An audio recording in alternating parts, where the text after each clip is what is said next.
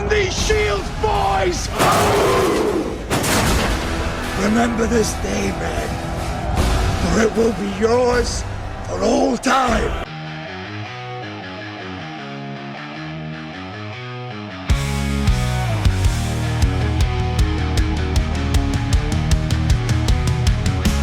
Welcome to the night zone, hear the warriors speak. Life's the battlefield and we ain't feeling weak. From love to the game and the power we seek. Got a voice so strong, breaking every peak. Talk of love and battle scars, everything that's real. From touchdown to sermon, you know the deal. Strength in every word we begin to reveal.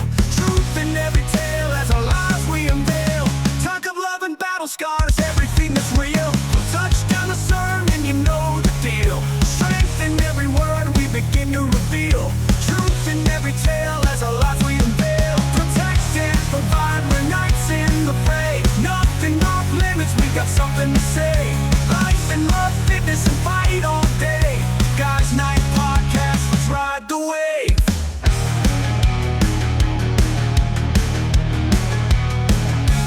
Politics and prayers, ain't no subject we shun. Keep it real, keep it raw till the battle's won. Fitness tips to faith, every topic under the sun. With honor and valor, every man's battle begun.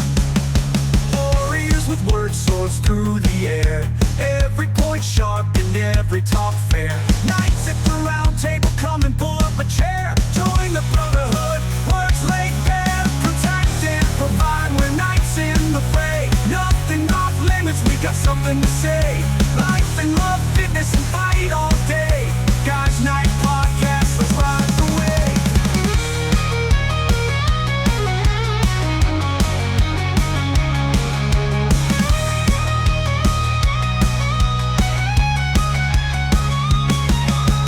Warriors with words, swords through the air. Every point sharp and every talk fair. Knights at the round table, come and pull up a chair. Join the brotherhood, words laid bare. Protect and provide, we're knights in the fray. Nothing off limits, we got something to say. Life and love, fitness and fight all day. Guys Night Podcast, let's ride the wave. Guys Night Podcast, let's ride the wave.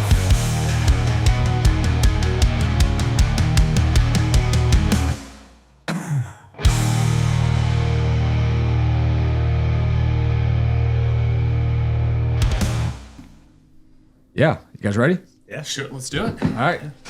Greetings, everybody. Welcome to the Guys Night Podcast. I am super excited for this episode. As I've talked about it multiple times, tonight we're going to discuss biohacking. What is it? Why is it popular? The fad that has become the future, perhaps. The ability for us to live longer, live healthier. And yeah, I'm going to get started right away.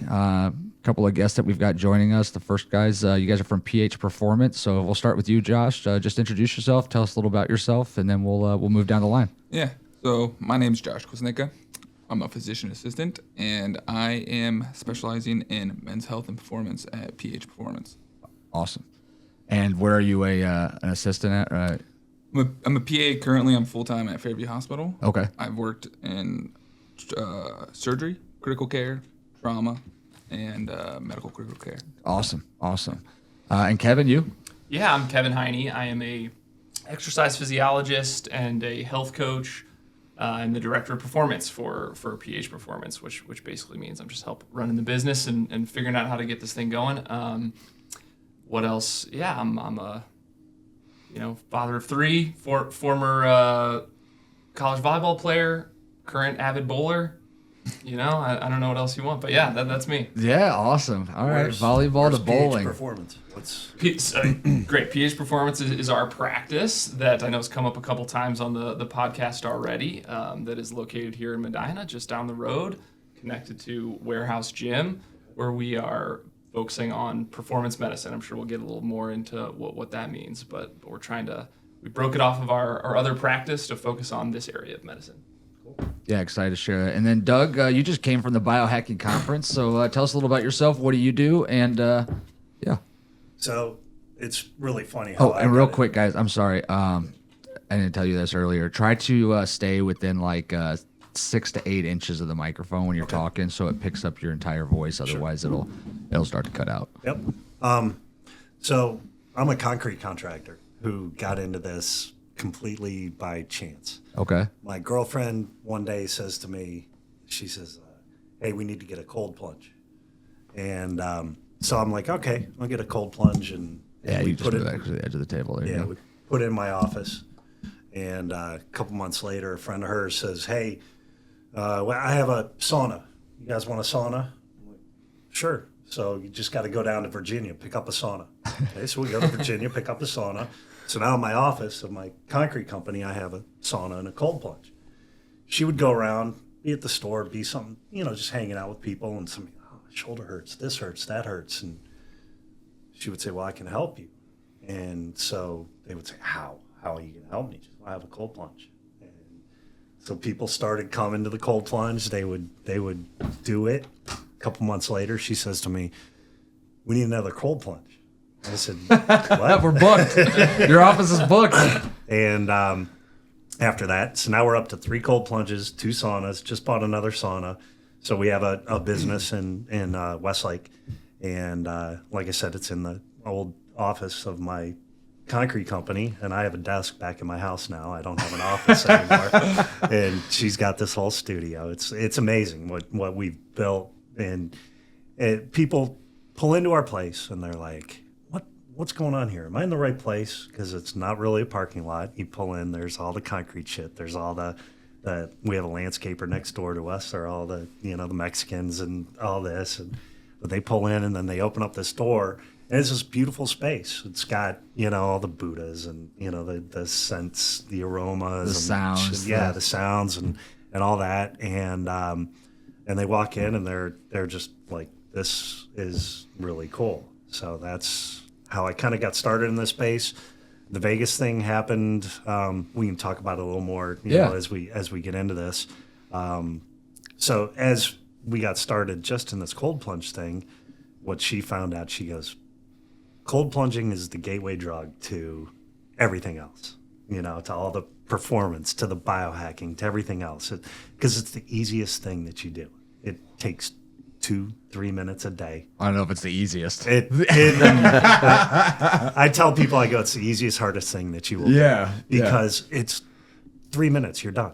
Yeah. By the time you get in, get acclimated, you're getting out. You do a couple breaths, you do a little breath work, get through it, figure it out, and you're out. And it is literally the easiest, hardest thing you will do all day. But it only takes 3 minutes. What else can you do that will literally change your mindset? There's so many different things that it does for you. It only takes 3 minutes. Yeah, you're 100% right.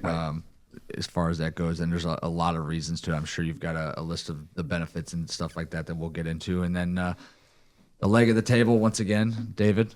The Welcome third back. leg? Wait, no, that doesn't sound right. Glad to have you guys here. Glad to hear all your stories and everything.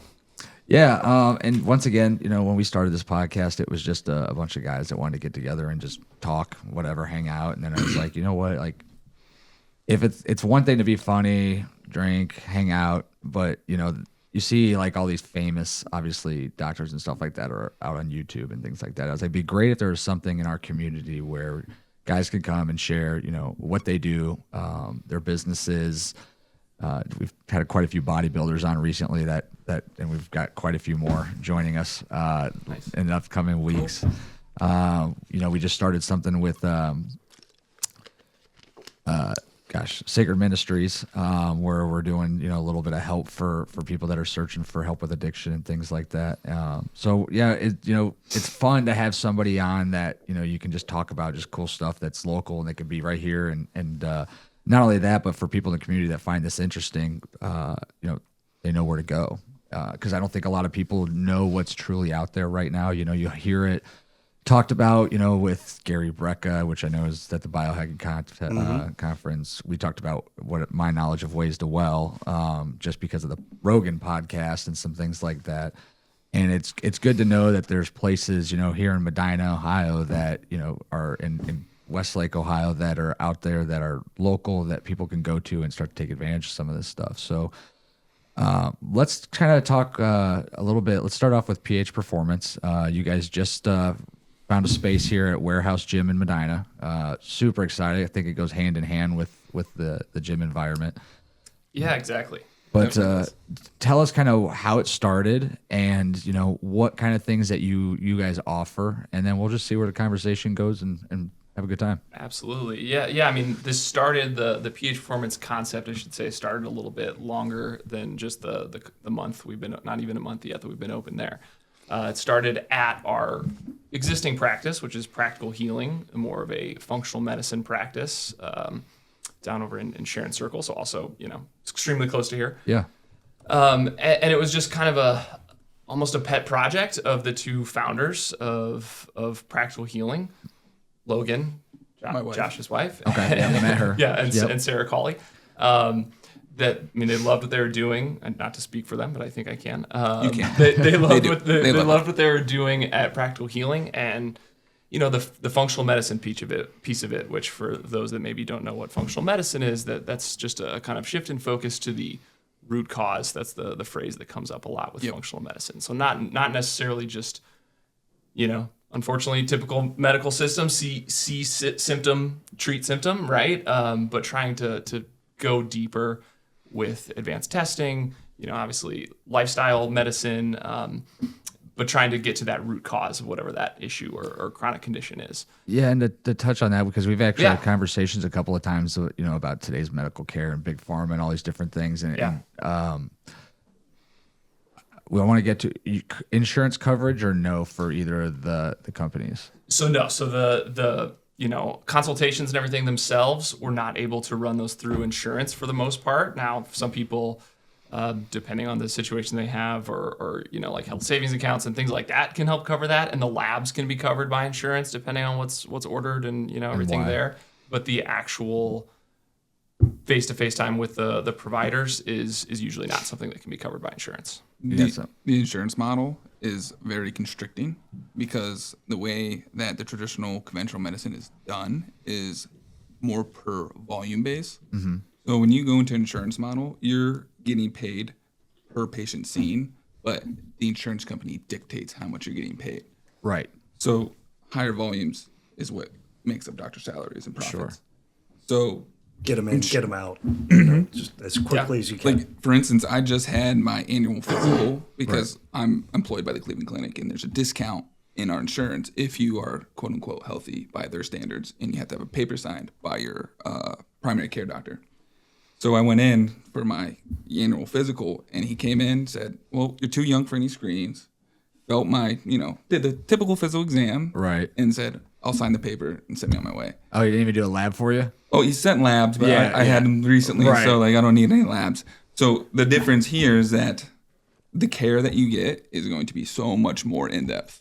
So much more in depth. They go through your entire life from in utero, before you're born, to all your illnesses, all your traumas, physical and emotional, from when you're a kid, teenager, adult life, major sicknesses, antibiotics, everything.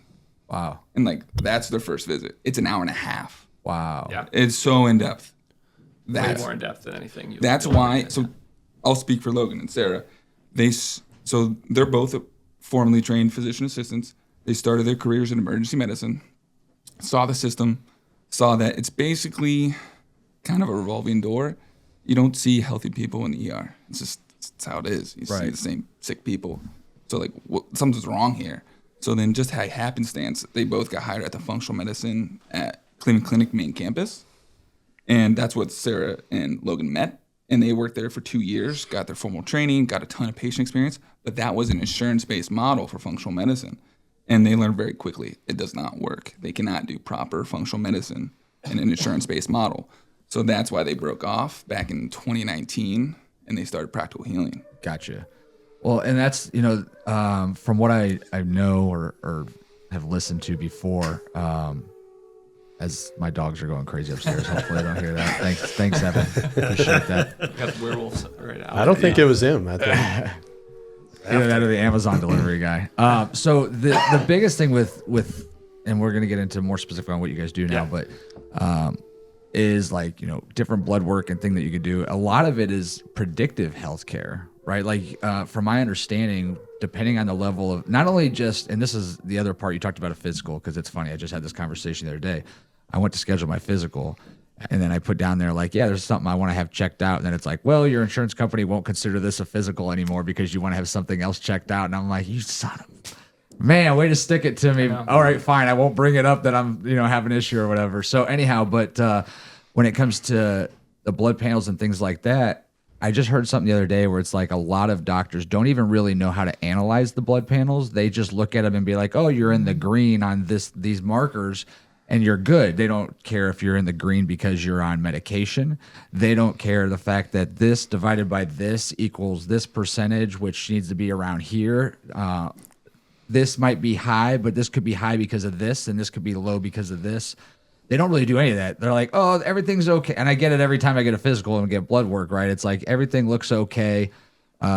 Don't take as much creatine as what I got in the last one because of something higher. And I'm like, that was it. Which is probably And the nothing range to of do with it, normal is so far. Oh, it's huge. You know, that you could be right here, just on the inside of normal, and close to dying. Yeah, well, that's the thing. Like, you could be at the very low side or the very high side, and they're like, you're it's still okay. normal. You're in the you're green. fine. I'm like, I'm barely in the green. Right. But from what I understand, a lot of these models too can predict a lot of illnesses. I've heard is early to 5 years to predict something like diabetes. I've heard like cancers can be even early predicted based off of these models. So that's part of what you guys do too, correct? Yeah, that's definitely part of it. I mean, because we're looking so in depth, right? Talking to both practices, but speaking right now a little bit more practical healing. We're looking at all that past history. We're trending that blood work and seeing not just is it still in the right zone, but what is the trend of whatever that marker, cholesterol or whatever it is. Right. What direction is it heading to show us where it's probably going to continue heading. And we're looking at that way more in depth. And I just to say a point on what you said earlier, like, I don't think it's that many of the physicians, PAs, the medical staff themselves, they don't care. It's the system, right? That a lot of them would love to practice in a different way and got into it. I think the overwhelming vast majority of them got into it for the right reasons. But again, it's that system. They don't have time to trend all that blood work. They don't have time to look kind of dissect it on that level because they already have their next 4 patients in the waiting room and they got to hurry up and get you out and make sure that you're not going to die. Right. And then move on to the next person. I like to view, so I don't know if anybody follow Peter Attia. He coined this term. So he calls it medicine 2.0. So you have medicine 1.0, which is like archaic. No one even mentions it. Then medicine 2.0 came around, and it might get a bad rap. We're kind of like talking a little bit smack to it, but it has literally saved millions and millions of lives and brought death rates down by like drastic, unimaginable numbers. And technically, we live in the best time ever to live. Sure. But it has its shortcomings. It is a acute care, acute sickness, reactive-based medicine. So typically before we had any of these chronic diseases, because we weren't living as long or had as many chronic disease due to like comforts such as food and it wasn't as easy to get all this different stuff. Exactly. And obviously that is another part of it. Exactly. So like we didn't have to worry about it. Their only job, their patient volume was so low because like very few people got sick. So when they got sick, they come to the hospital, we give you drugs, we get you better, so on and so forth. Whereas that's reactive medicine.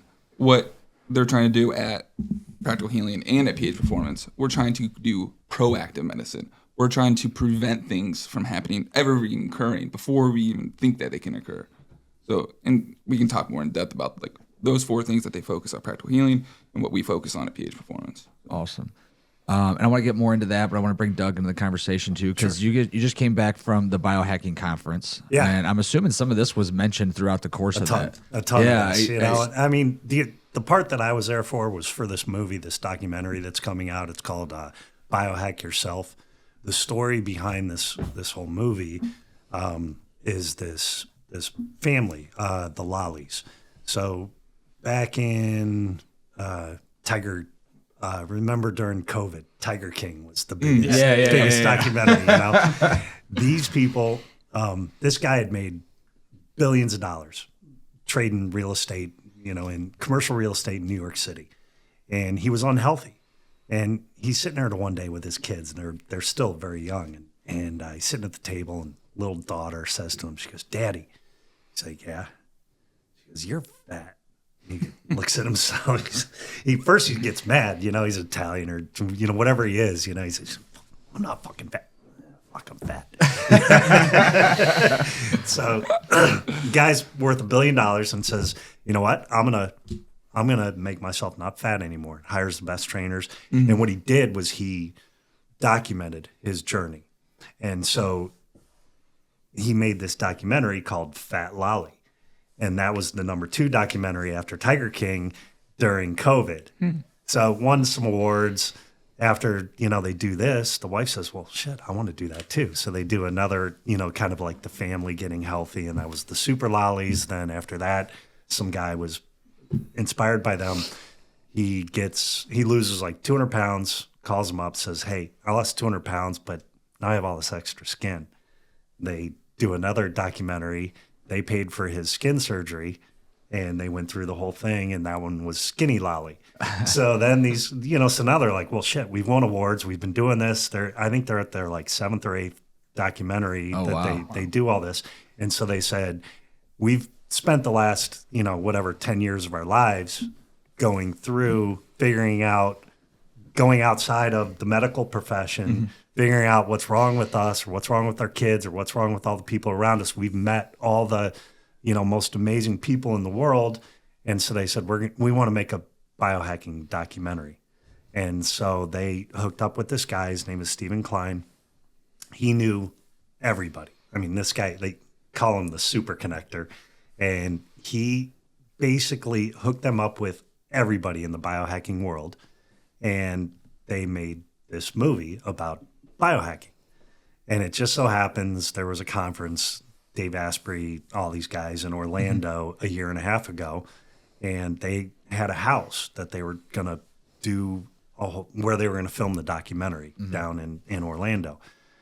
House got sold. So all of a sudden they don't have a place to have this documentary at. My girlfriend's family has a place in St. Petersburg that Steven had been to, and actually the Lollies had been to for some of her events. What she puts on. She'll do like sound baths. She does retreats and stuff like that. They had been to her house, and they called her up and said, "Hey, we have this documentary we want to film, and can we use your house?" She's like, "Sure." So they come in and they film this whole, what we thought was a 90-minute. Yeah, that's it. Right it's there. a little bit low tech, but if you look incredible. at that, that's an incredible before and after. Yeah, That's impressive. yeah, and I mean, little guy, and the nicest people you ever met in your entire life. I went over. I just met him again this weekend. I met him at the house when they were over for a sound bath or something like that. But I met him again this weekend. I was going down. They're getting their hair and makeup done. I walked into the room because the girl that was doing their hair and makeup was doing my girlfriend's hair and makeup, and I had to take her up to the room. And Anthony comes up as I walk in the room, and he's like, "Kind of look familiar." And I'm like, "I met you at Elisa's house down in Florida." And he's like, "Oh, yeah." And, just talked to me for like 5 minutes. And I mean, this is the guy that just made this whole gigantic thing happen. Yeah. And had no problems, taking 5 minutes to just say, "Hey man, how's it going?" That's cool. It was really amazing. That's and really cool. So they make this documentary, and it goes from a few people being involved in it at first. Like Therasage was their first biggest person that says, "Yeah, we want to be involved in this. We want to get behind this." And so they filmed a 90-minute documentary. They staged it all at this house down in St. Pete. And then after the first one was done, some of the other people, the other bigger people in the industry got wind of it, and they're like, "Well, wait a minute, we want to be involved in that." So now this went from just a 90-minute, documentary to, I think there's 5 episodes. Wow. So they've been filming this thing for a year and a half at 3 different locations all over the world. And it's just amazing what they've done and the people that they brought together. I I was can at imagine. I was at this conference in this hall I mean, picture 15,000 square foot hall, and there was, at least 1,500, 2,000 people there, and all just talking. It was supposed to be like black tie. I mean, it was everybody dressed up and everything. They all doing interviews, all the TMZs and the People magazine. They were all. That was all quite there. the experience. It was overall. amazing. Yeah, I was just like, I'm a wallflower. I sit back in the corner. I mean, but the conversations that have to be taking place during that about like all these different things people are doing and trying to, improve themselves. So, you've, I'm sure, got some information, but let's talk about, the cold plunge business for you guys. There's a lot of benefits to it. Sure. I think it's becoming more and more popular, but it is tough. It's inconvenient, right? Inconvenient in the sense most people can't afford a proper cold plunge. I mean, you can get a bucket and put some ice and water in it and go outside, but that really sucks. Yeah. I've actually talked to Craig at the gym because he's like, man, if I could have one in here that basically took care of itself, filtered everything, did all that, it'd be great. But he's like, it just seems like too much of a hassle.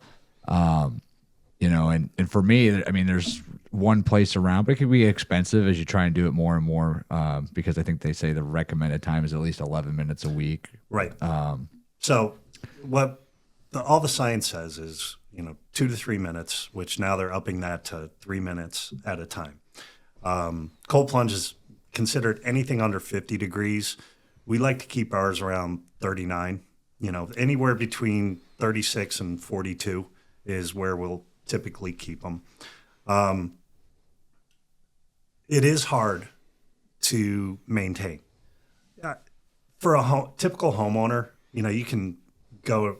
It's like driving a Honda or a Ferrari. Yeah. You can have a tub, an inflatable tub that you get at Costco for $99 and go get 60, 80 pounds of ice. Depends on what time of the year. Yeah. In the wintertime. Yeah, right now you don't need ice. Yeah.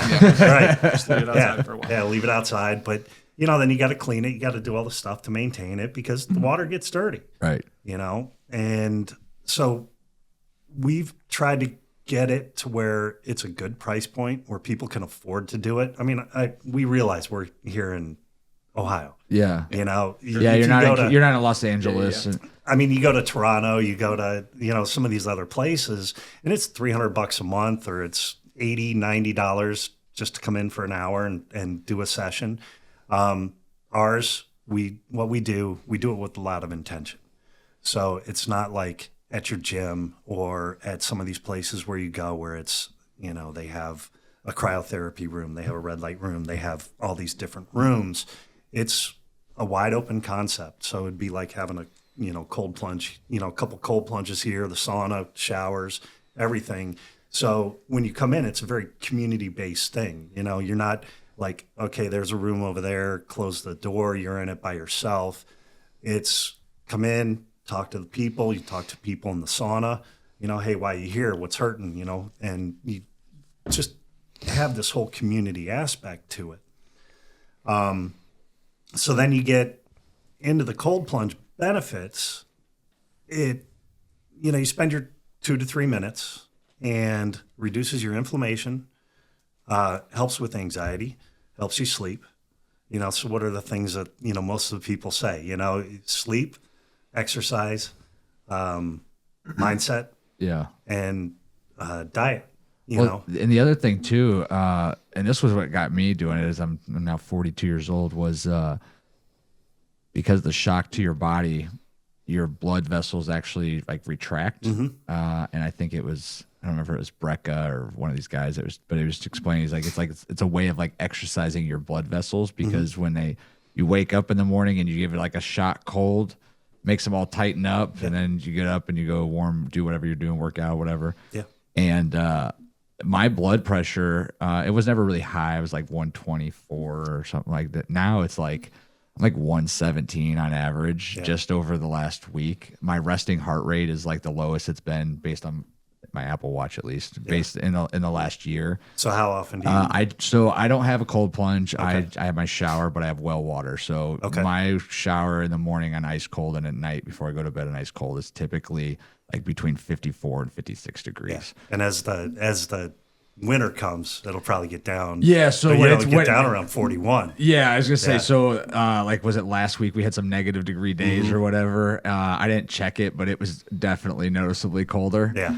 And I usually just do like 45 seconds to a minute in the morning, right when I wake up, and then I do the same thing before I go to bed. Yeah. I started out at like 30 seconds, and then after about a minute, I start to become too used to it because I can't soak my entire body. It's you know what I mean. I just kind of try to move around as much as I can. But you mentioned better sleep. Yep. My sleep. I mean, I've always been a good sleeper, I guess, to some degree, but I have a much deeper sleep. I don't know if it's because of that, but I have noticed it. Like I said, I noticed some things with my heart, and man, there's nothing better than starting out your day. Like when I get done out of there at 5 o'clock, I'm already at like 100. Like my body's at max like capacity immediately. Yeah, ready to go. Day. Like my brain thinks sharper. I'm ready to go. Like I'm downstairs, make my stuff, get ready to go, get out the door and get to the gym. It's like, wow. Yeah, you know? it definitely gives you that like get up and go. Because like we said earlier, you know, the easiest, hardest thing you do all day, you can put yourself in that cold water for 2.5, 3 minutes. It's pretty much going to be the hardest thing that you do all day. You can do anything after that. Yeah, you That's can what do I always anything. thought. Yeah, you can do anything after that. Suck. And I mean, you know, your workouts would be better. We have a lot of guys that, you know, they'll come and plunge before they work out. So, you know, most people think you work out or plunge after you work out. But if you're, you know, and you can ask your bodybuilder guys this, you want to plunge first and then go work out for most of us. You know, when we're, you know, we're not like professional athletes, college. Yeah, it depends on your goals, I'd say for sure. But yeah, you know, makes gives sense. you that dopamine rush, gives you that focus, you know, the mental clarity, because that's what happens when you're in that plunge. You're literally, everything else goes Oh yeah. 100%. you know, you concentrate 100% on getting through that, you know. That's awesome. Yeah. But yeah, it's a great experience, I'm sure. And biohacking has taken such a turn. And that was one of the reasons I'm so excited about this, because there's just infinite amount of information out there, but it's very difficult to kind of come across, right? Like you're not going to get it at a doctor's office. You have to do the research on your own. Sure. So let's get back to pH, guys. On your portion of this blood work, you know, there's multiple different levels to blood work. To multiple different things that you guys look at. We've talked about, you know, some of your algorithms and stuff like that. So why don't you share, you know, what the typical person experiences when they come to pH or even to what's the other one? Practical health, healing. right? Practical healing. I'm sorry. Yep, that's where the pH Is and that, I was performance going to comes ask from. you Yeah, I was gonna say. Yeah, there you go. You put Makes it together. sense. I knew it was practical something. So. Yeah, because you know, I started talking earlier, but we got a little sidetracked. pH performance as the concept existed within practical healing first, and we had like a pH performance lab as a separate, you know, section of our space there, and then yeah, we had this opportunity to break it off and bring it over here attached to a warehouse. So Can you talk a little bit more about? I'm real intrigued by the initial screening process, like Sure. that Yeah. hour and a half. Yeah, we I can don't touch on that. I don't know if you guys ever saw the movie The Game with Michael Douglas, where, you know, he goes in and they do all that testing and they just send him home, and then you guys ever see that movie? Because it sounds. Have you seen the movie? No idea. Oh, it sounds exactly like that. Like he goes in, they do all this testing on him, and they're like, "Okay, take care, bye," leaves, and then the game starts, and then like people are trying to kill him, and they're chasing him around and everything. Epic movie. Bad delivery because you guys haven't seen it, but yeah. Anyway, anxious to hear a little more about how it starts. Yeah, so I'll focus a little more on pH performance, since that's you know, I think what most of your audience might be interested, although certainly many might be interested in practical healing as well. Yeah. But there's different routes, right? So the first thing we need to know before you even come in the door is like, what are your goals? What are you trying to accomplish here? If it's just a general health screening, maybe, or you know, losing weight, building muscle, whatever it might be, we need to know that, because that's going to shape a lot of what we want to do with you and what kind of testing and things, and you know, things of that nature. I'd say the route for many people is coming in for an initial screening, right? Where we're initial consultation, I should say, where we're having that conversation with you. We're talking a little about your history, as Josh talked about earlier. But we're really getting to the heart of your goals and what you're trying to accomplish. Because again, we're not at pH Performance. It's not treating disease or treating chronic conditions, we want to focus more with this practice on optimizing performance, right? Yep. So what is it that you want? And then through that conversation, I mean, our practitioners will do the mental math and figure out based on what your goals are, of course, kind of budget and things like that, but what in terms of labs and blood work, what would be the best for you to do, what you need to get done to get some of those answers and help build a more long-term plan to reach those goals. So there's that route in, which is just very personalized. Again, an initial session, and then we develop a panel based on your needs and your goals. And then we have a couple other more kind of pre-built ones where people that we know have specific goals. Like if it is for testosterone, for example, Josh kind of knows there might be there's a couple different levels to it based on age, maybe, Josh can speak more to that. But whether you've been on testosterone prior, Sure. do I need labs, so on and so forth. Gotcha. Well, and just to touch on that Yeah. portion of it, since you're getting into that, obviously, like I said, we had a couple of bodybuilders on here recently, and they talk about they get blood work pretty frequently. Now, they just have their doctor send the labs in, and that goes back to the review of kind of what we talked about. Like, yeah, everything looks okay. But guys are coming to you for even just regular testosterone therapy and things like that, correct? So that goes into Correct. that initial consultation of, hey, why are you guys here? Exactly. And what are you trying to accomplish? So let's go into. I mean, that's probably what a lot of men want to hear about is TRT. Definitely. I had the last time I had my levels tested were I think last year or the year before. And I was low, like I was under 300. I know that. But my wife and I are still talking about trying to have a kid, so like can't really do that, or can you? Or what's the science behind that? I'd love to get your guys' opinion. Great question, man. So obviously fertility is a huge thing you have to consider when you're considering testosterone specifically for replacement therapy. Now, there are other alternatives that can increase your testosterone in a more natural way. So if you want me to get a little deeper into go ahead. So it's called the HPTA axis, hypothalamus, pituitary, testes axis. So you get a signal from your brain that goes to pituitary signals to your testes, tells you to produce sperm and testosterone, basically. Very simplified. There's two signals that come from pituitary to testes. Those are called LH and FSH, luteinizing hormone, follicle stimulating hormone. So when you take exogenous testosterone, you shut down that signal to your testes. So that's why, and then if you don't have both, you don't produce sperm.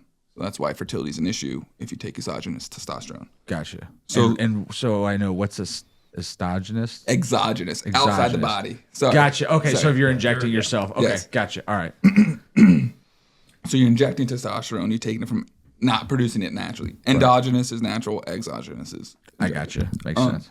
So there's workarounds, and the number one, probably the most effective at maintaining fertility is a hormone called HCG, which is actually produced. It's what females, when they take pregnancy tests, that's what they're testing for. Gotcha. Is HCG. But in males, it mimics I can't remember exactly which one, but LH or FSH. So it's literally telling your testes to signal, produce more testosterone and maintain sperm production. Gotcha. So that's a big thing I like to dive into when I'm looking at someone and considering them for TRT is like, what is your true origin of why you have low testosterone? Is it your pituitary doesn't work and you're not getting a signal to your testes? Your testes are fine, but you're just not making testosterone because there's no signal telling you to? Or is it your brain's pumping out the FSH, LH, and your testes just have nothing left to give because whatever factor, age, trauma, typically age, 99.9% time, age. So there's options. HCG is probably the most prevalent for maintaining fertility and increasing testosterone levels, but it's got its downsides because it's a lot more finicky as far as the medication goes. The HCG. Yeah, so Is that HCG? HCG. Gotcha. Yep. Human chorionic gonadotropin, I think. Yeah. Yeah. So that's Too obviously many a acronyms in medicine. yeah. I mean, I can only imagine. There's not going to be a test after this. No, right? no test. Just make sure. Get my Okay. notebook out. So start slow taking me down notes, if I you know. start. No, you're fine because that's obviously part of that consultation too is making sure that people are realizing that information. So you're saying if somebody is taking TRT or whatever testosterone, HCG can kind of help hopefully allow them to still have kids and things like that in the future, or are you saying they do it one, not the other? There's options. There's been studies that have recently come out taking it concurrently, so at the same time, taking lower dose testosterone and HCG concurrently to help preserve fertility. There's no solid evidence showing that it will 100% maintain fertility, so it is a risk for sure, and that's not what I suggest. Right. If you want to have kids, don't take testosterone. Right. Take the HCG if you want to increase your testosterone. Well, I was going to say, because the other thing too, HCG has other benefits as well. As it helps increase sperm count, from my understanding, as well. It should help with fertility a lot. So Gotcha. you'll see. It's actually something that's given to people that are trying to have kids and struggling, regardless of all those other. Yep. Okay, I heard that, and I wasn't sure if that was accurate, so I just wanted to clarify that. That's correct.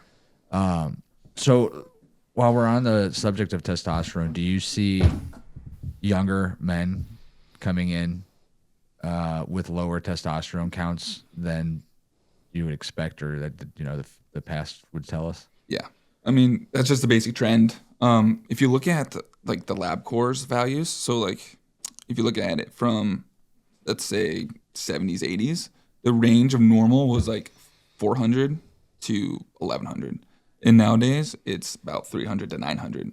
And that's just because they do it off a statistical analysis over the entire population. Right. Which means they're taking the averages and like, okay, these are the highs and lows of the averages. And if you fall outside of these, that's how we say you have low testosterone. So they've literally shifted the entire thing lower because this entire male population in general is just shifting towards lower testosterone. Yeah, it's insane. I think that's where biohacking is really starting to come into place, because people are starting to talk about, the foods we eat, the processed foods, how much of those are impacted, the fact we're drinking everything out of plastic bottles, as just a few things.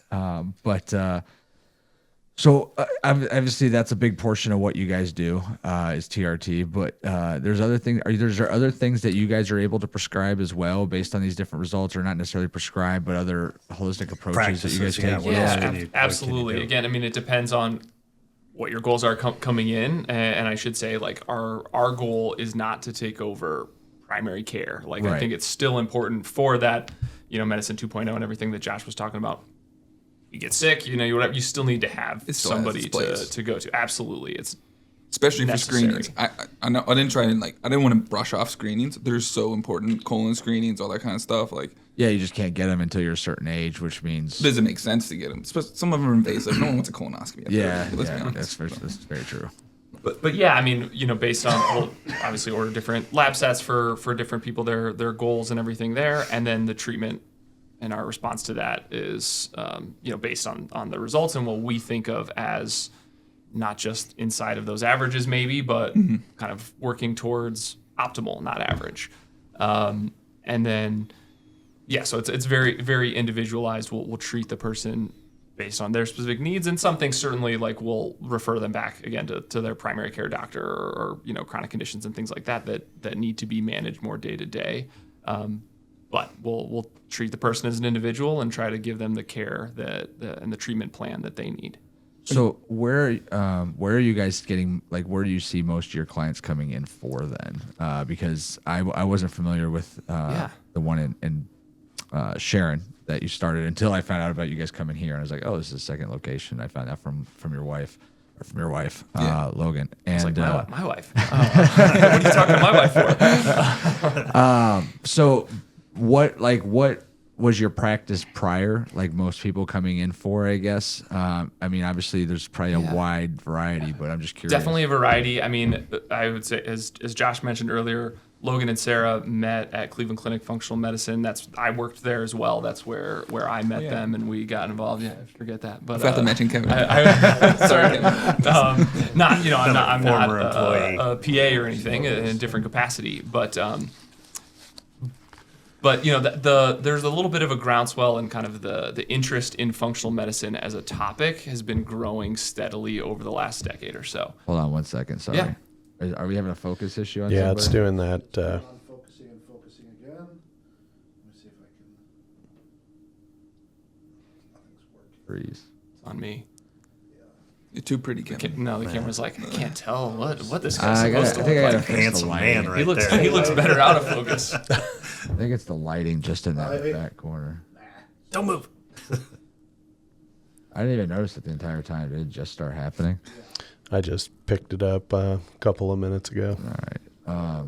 Kevin, for the meantime, maybe Yeah. try moving a little closer to the table. Closer to the table, sure. Is it good now? And see if you can zoom it in a little bit, Evan. Which is the Zoom? 'Cause I don't even know how you On the right top. It's got no to the back, I think. It's got like a little dial or something. Little thumb control, right? Yeah, I think so. Should be at the top. It's at the top for sure. There you go. There we go. That'll help. All right. Sorry about Okay. that. Didn't mean to cut you off. Good, No, all good good, notice, man. All David. good. I didn't even catch I that. got to be in focus. Yeah. Focus up. But yeah, so as I was saying there's been a kind of a growing interest in functional medicine as well as the biohacking and kind of optimization steadily over the last decade or so, I would say, and people like Dr. Mark Hyman, who is the director of the Cleveland Clinic Center for Functional Medicine, who became very popular with some of his books and stuff that he was putting out. There was an interest there that people were just hearing about functional medicine and this root cause approach and recognizing like that makes a ton of sense. Why doesn't our current system function like that? So people that are just generally interested in that. And then I'd say other people that we see are, people with chronic conditions, with issues that, they've been tossed around the typical medical system and no one quite knows what to do with them. And they just are sick of the hamster wheel there, getting sent from specialist to specialist and dealing with all that stuff. So that's a piece of it too. And then too, I mean, we get people that kind of get spit out of that system that have gone through it and they're still experiencing all these things, or maybe it's gotten worse despite all of the time and money and effort they've invested in trying to improve their health. And they're like, I got to try something new. So yeah, we get a wide range of people from have a specific, treatment goal coming in that they're dealing with this chronic condition or this issue or these symptoms that just won't go away. It's a lot of gut stuff, a lot of, GI stuff, but, runs the gamut all over the place too. Skin issues, things like that, food sensitivities, a lot in that area, but then also just people that are generally interested in this way of thinking about medicine. So that's practical healing. I don't know if you want to add anything to that, Josh. I was just going to add to hearing from Logan, Sarah, you guys, because I'm not involved in practical healing. That's their thing. That they would also have another population of patients that were specifically interested in just maintaining their health and or improving or optimizing their health. Sure. And this just kept coming up over and over and over and over and over again. And Logan was like, and Sarah were like, what can we do? Like, what can we do to help these patients a little bit better and really hone in on that patient population of everyone's sitting at this table. We're not chronic disease ridden. We're not have any specific ailments, but we just want to have know that we're doing everything possible in order to maintain health span and lifespan as optimally as possible.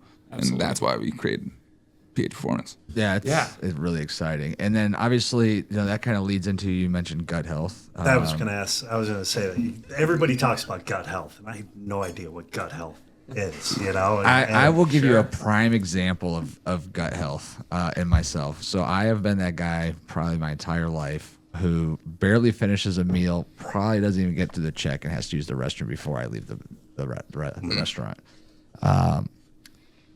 Just thought it was me, right?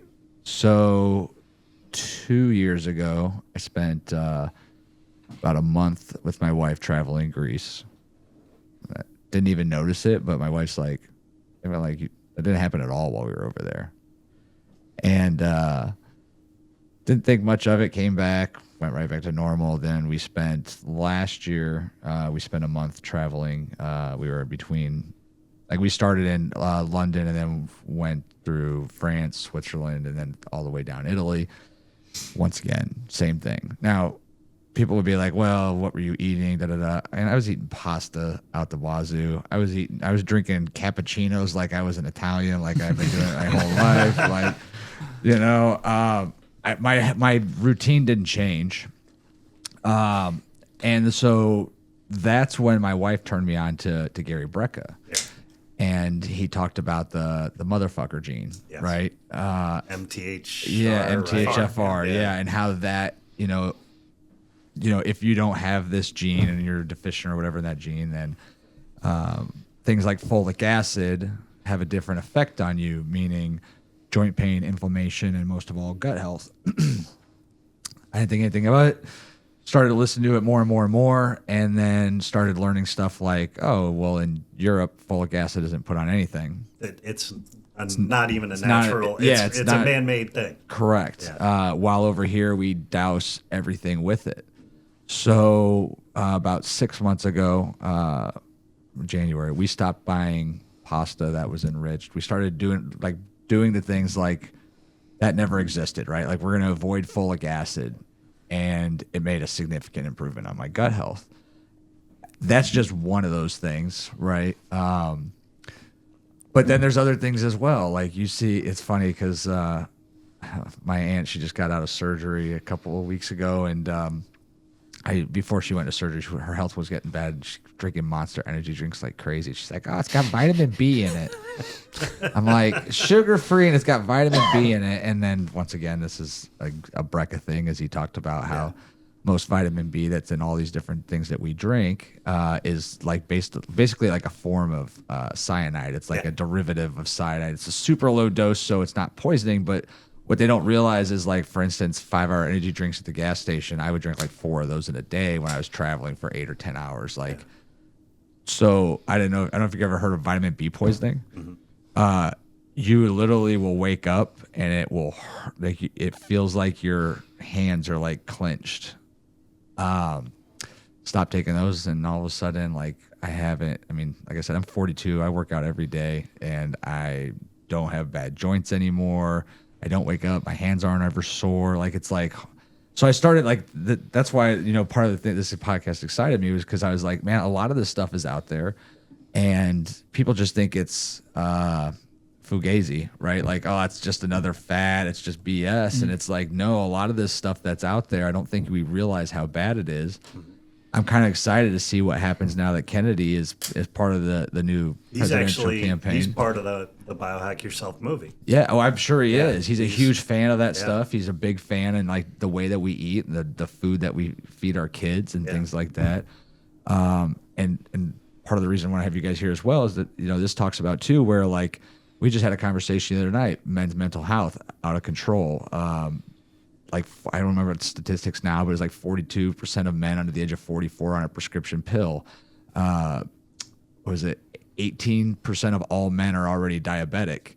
So it's like all these different things that are like increasing crazy with men all over the world, and a lot of comes to all this different stuff. And when you go to your doctor's office, like you said, they're there to make sure you're not going to die today when you're visiting. Mm-hmm. And they're going to treat that symptom. Oh, you have high blood pressure. Here's high blood pressure medicine. Oh, you're feeling, overwhelmed. Here's Adderall. Oh, you're feeling a little depressed. Here's Xanax. It's always like here's another pill. Here's another pill. That's the big pharma part of it, And so now people are trying to get away from just take this, you'll feel better. You know? And so what are the other things that you're trying to do, to improve your mood and get rid of your anxiety and take the times, how many people are, like you in the morning, taking your shower and trying to have a routine, right? Start off, take a few minutes for yourself and take 5-10 minutes while you're making your coffee and even just, do a 5-minute meditation or something in the morning to try to just center yourself, get yourself ready for the day. Don't go right on your phone first thing in the morning. Right. As soon as you wake up, you see, I see it with my 15-year-old kid sitting there staring at his phone like 20 hours a day.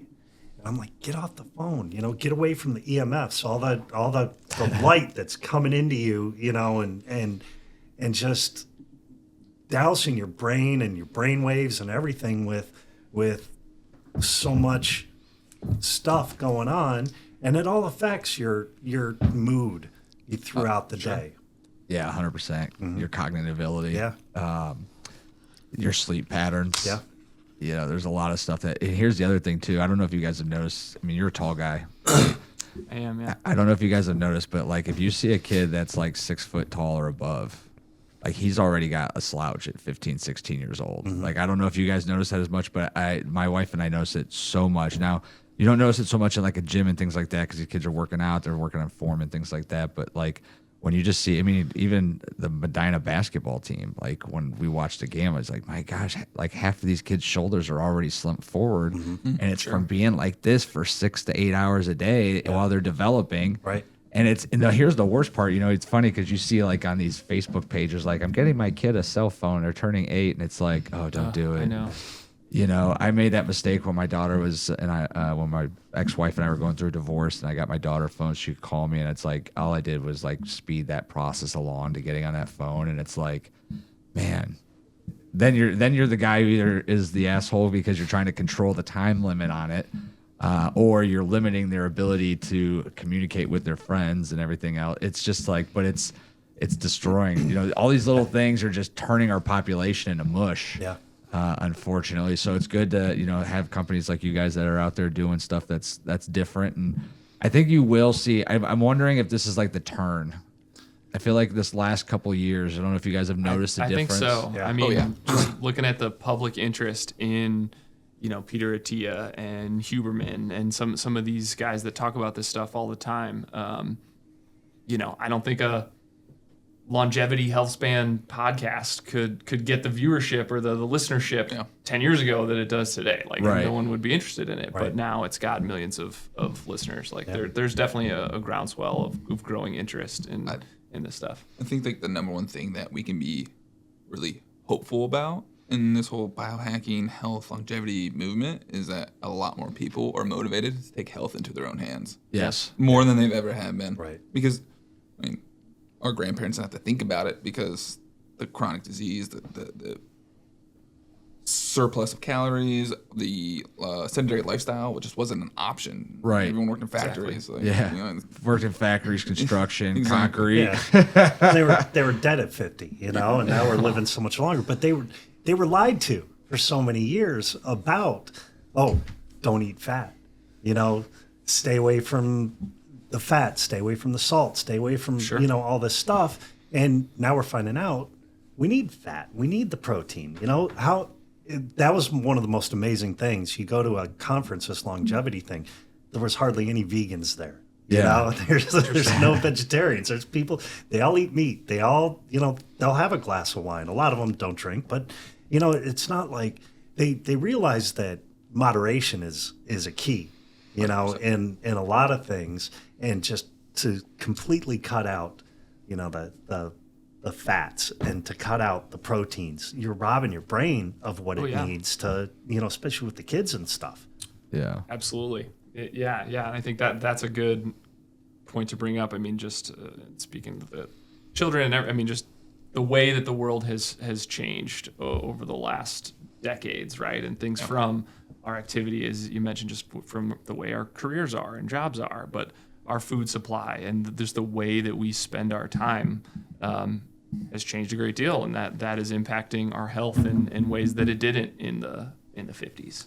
I think what we're all just trying to talk about right now is lifestyle. Yeah, I mean, exactly. It's what it all comes down to. The basis of health is your lifestyle. And what is your lifestyle? It's your exercise, it's your nutrition, it's your recovery, it's your mental health, it's all those things. So that's the basis of health. That's the basis of everything we're talking about right now. Yeah. Is your lifestyle. Yeah, I think the biohacking part has become so popular in blood work and having private healthcare and stuff like that. Yeah. I think that's pushed because you have this, like, especially like me, I'm like right in the middle, right? Like you have this younger generation, you have this older generation, like right in the middle, like people are like, they still had like the work ethic. They still played outside when they were kids. They said all that. That's not the most obese aspect of our population right now. Is actually the least obese is like between the ages of 38 and 54 or something like that. I read the other day. But they're like, hey, I want to live longer. Mm-hmm. Yeah. And I think that's where a lot of this starts to come from. And then, the other thing is too, it's become cool. Yeah. Like Slim Fast was 100%. never cool. Slim Fast was never cool, but ice plunges and saunas and getting your blood work and having it looked at, like that's become like the new thing. And it's funny because somebody else said, "Oh, I think biohacking is just a fad." I was like, "Well, I mean, I could think of worse fads." Like, you know what I mean? Exactly. Sagging your pants was a really bad fad, but everybody Hasn't was gone doing away. it. It's still not going away. Yeah, skinny jeans. Yeah. But at least it's a fad that's, it is hopefully helping people. Now, I did have a question on one of our Facebook pages today, and they brought up peptides. I am not that researched on peptides. I know I have an opinion on them, and which is I think the FDA recently marked them dangerous.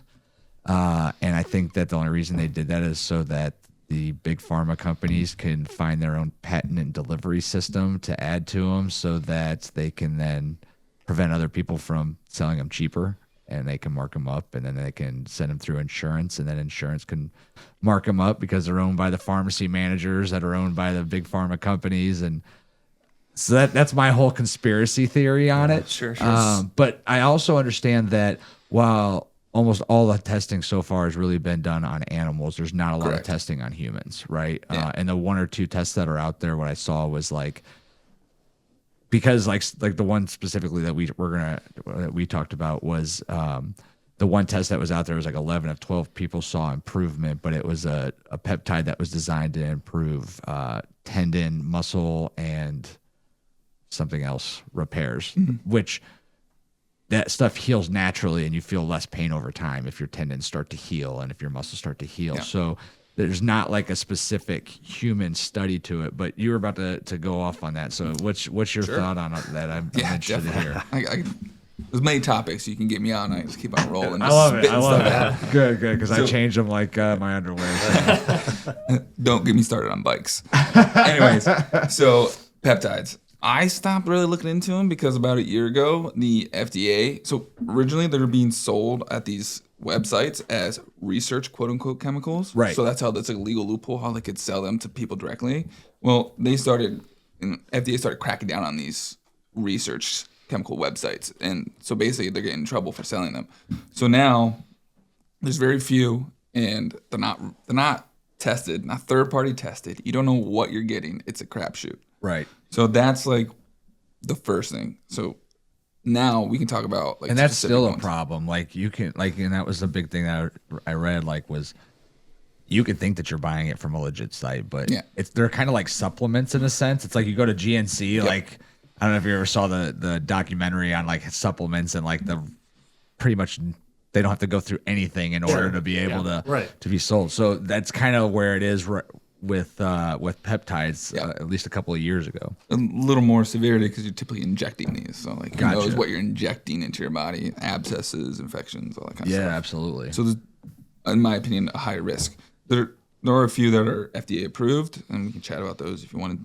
But I think the one you're referring to, this the healing one, which was anecdotally used very prominently throughout all athletic performance and sporting communities. Really? It was BPC 157. Yes. I mean, anecdotally, you hear everyone using it from, strength athletes, powerlifters, bodybuilders to, endurance athletes, anyone and everyone, like anyone having surgery and stuff like that. So what I know is they had multiple animal studies that showed pretty robust tendon ligament recovery, augmented by BPC 157, but it's been animals only. Right. That's it. Well, so to touch on that too, so not only the FDA label them as dangerous, but specifically in regards to this one, it's actually a lot of these peptides are on the USADA banned list. They are. So because athletes and stuff were using them, they're now off that list, and these athletes are being tested for them and not able to use those for the benefits that they were seeing, despite a lot of articles about guys that a lot of them were on them. Yeah. And nobody even knew what they really were. I mean, once again, it's one of those things that's becoming a fad, but they've been being used in a lot of these industries for a long time. If you want me to backtrack, I can even tell you what is a peptide, quote unquote. Yeah, that'd be great. So a peptide, peptides make up protein. A protein is a molecule of a bunch of peptides wrapped and folded in on itself. So it's a strain of amino acids. Amino acids build up peptides. Peptides build up proteins. So these peptides are specific strings of amino acids, and they signal in the body.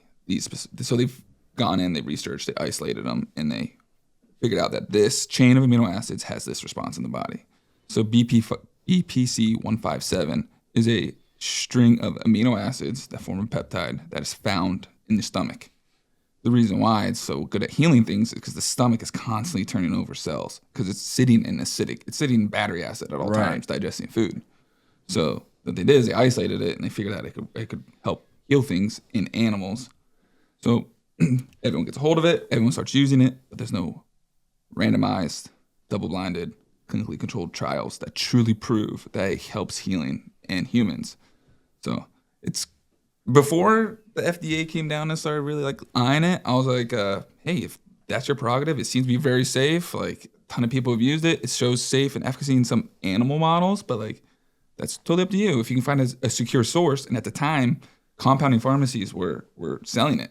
So you knew you had a legitimate source, you could get it through someone, like a prescription. That made sense. But nowadays, no. Get it on the internet. Yeah, you just get on a random, for some random person. No compounding pharmacies carry them anymore. Amazon's got it, so if you were going to order, we will give you a code. So that's oral. So it's like again, we don't know what works better. We have no clue. Is it oral, injectable? We have no clue what works better. And the other thing is, once again, we don't even know what's in those. Exactly. I mean, it could be a label on a bottle full of sugar. I mean, realistically, placebo effect is real. Yeah, absolutely, and that's always a concern when it comes to the different stuff that's out there, especially when you're talking to these. Now, I actually just learned that today that's what it was an amino acid, but I didn't understand how it worked. I just, what's the difference again between a peptide and a semaglutide? Semaglutide? Yeah. Semaglutide is a peptide. Semaglutide. Oh, it is a peptide. So Ozempic is a form. It's a form. You know what else is a form of peptide? The first peptide, most popularly used? Insulin. Yes, Insulin I did is a hear peptide. that. Yes. And it's interesting actually because I was as I'm hearing myself think, I'm like, well, there's a perfect example of conspiracy gone right. Big Pharma takes Ozempic. They find out that, it's got this secondary benefit to diabetes, and now all of a sudden it's being sold for 4, 5, 6 times as much as it is in foreign countries, and now it's going to be, they want to cover it by insurance, which means it'll just be more expensive. And that's unfortunately the downside of that big pharma medicine, I guess you would say, practice in our nation. But they do a lot of great things. Yeah. We wouldn't have it if they weren't for them, though. Yeah, you know what I mean? It's funny because, you want to hate Big Pharma because of what they've become. And, you talk about like the opioid pandemic and things like that. Or, God, the stories between... I didn't even realize there was so much bad things about Bayer. I don't know if you've ever heard some of the stuff about Bayer. I have not. Oh, here's first one. So this is a good one. Tell it in German. Yeah. So in the 40s, medicine company... sent a letter to the Third Reich and said, hey, we would like to do a study on a different medicine we're developing. We need 150 women. So Nazis went ahead and sent over 150 women over to them. And then I think it was 3 months later, they wrote another letter and it said, hey, we appreciate you sending over those 150 women. Fortunately, none of them made it through the testing cycle. We'd appreciate if you send them 150 more. I was like, okay. And he's like, that company became Bayer.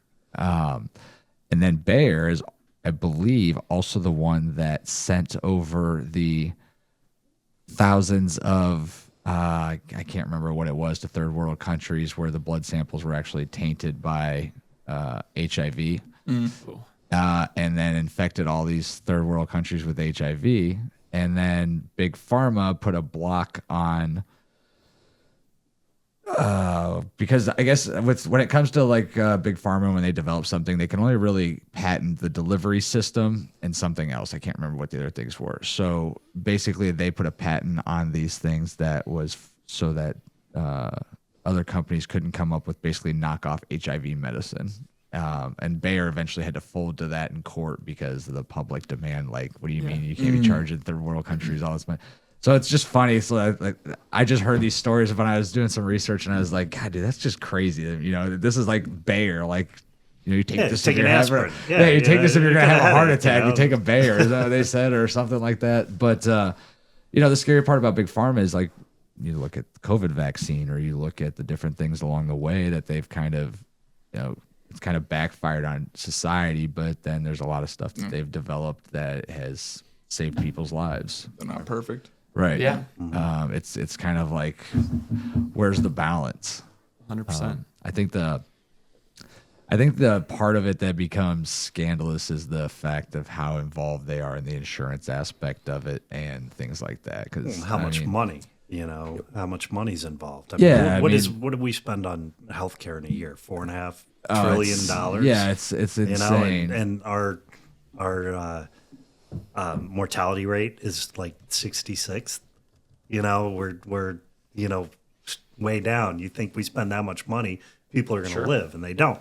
You know. Well, and the other aspect of it too is there, you know, with big pharma and the FDA, with guys going from the FDA to working in big pharma and vice versa, and then between that and the pharmaceutical managers, and then, you know, battling with the insurance companies, it hurts for people like, well, even for your guys' company, right? Like, there's no reason that shouldn't be something that should be covered under my insurance. Sure. If I wanted to do that once a year, why is that more? Why are you willing to not pay the, I don't know, what's the lowest visit for you guys? What's an entry level visit if someone's just doing a consult? Just if it's a, you know, provider visit, $99. Yeah. Yeah. Versus, you know, a full blood panel, full workup and everything else. Right. You could be spending. Which, yeah, could be depending on how comprehensive it is and how much blood work you want and everything. You know, that might cost, you know, $700, $800. Right. So what's the difference between that and pretty sure that my regular routine checkup with labs and everything at the hospital is usually around $600 before insurance does what it does. So, you know, it's one of those things where it's like, this is where I think the next couple of years, hopefully there's some feedback. Obviously, you just saw what happened to that guy in New York City recently. Yeah. I think, you know, it's funny because a lot of people are kind of like celebrating him. Obviously, it's a horrible thing that you'd murder somebody like that, but I think that's, you hear those stories all the time now where, you know, people are frustrated with the healthcare system. It's helping people get sick. It's not helping them get healthy until the end. And then at that point, it's so late that there's a lot of other things that we could have done about it. And I think that was, you know, part of having this conversation is just letting people know, like, there's things that you can do to get ahead of your health. And it doesn't even, Absolutely.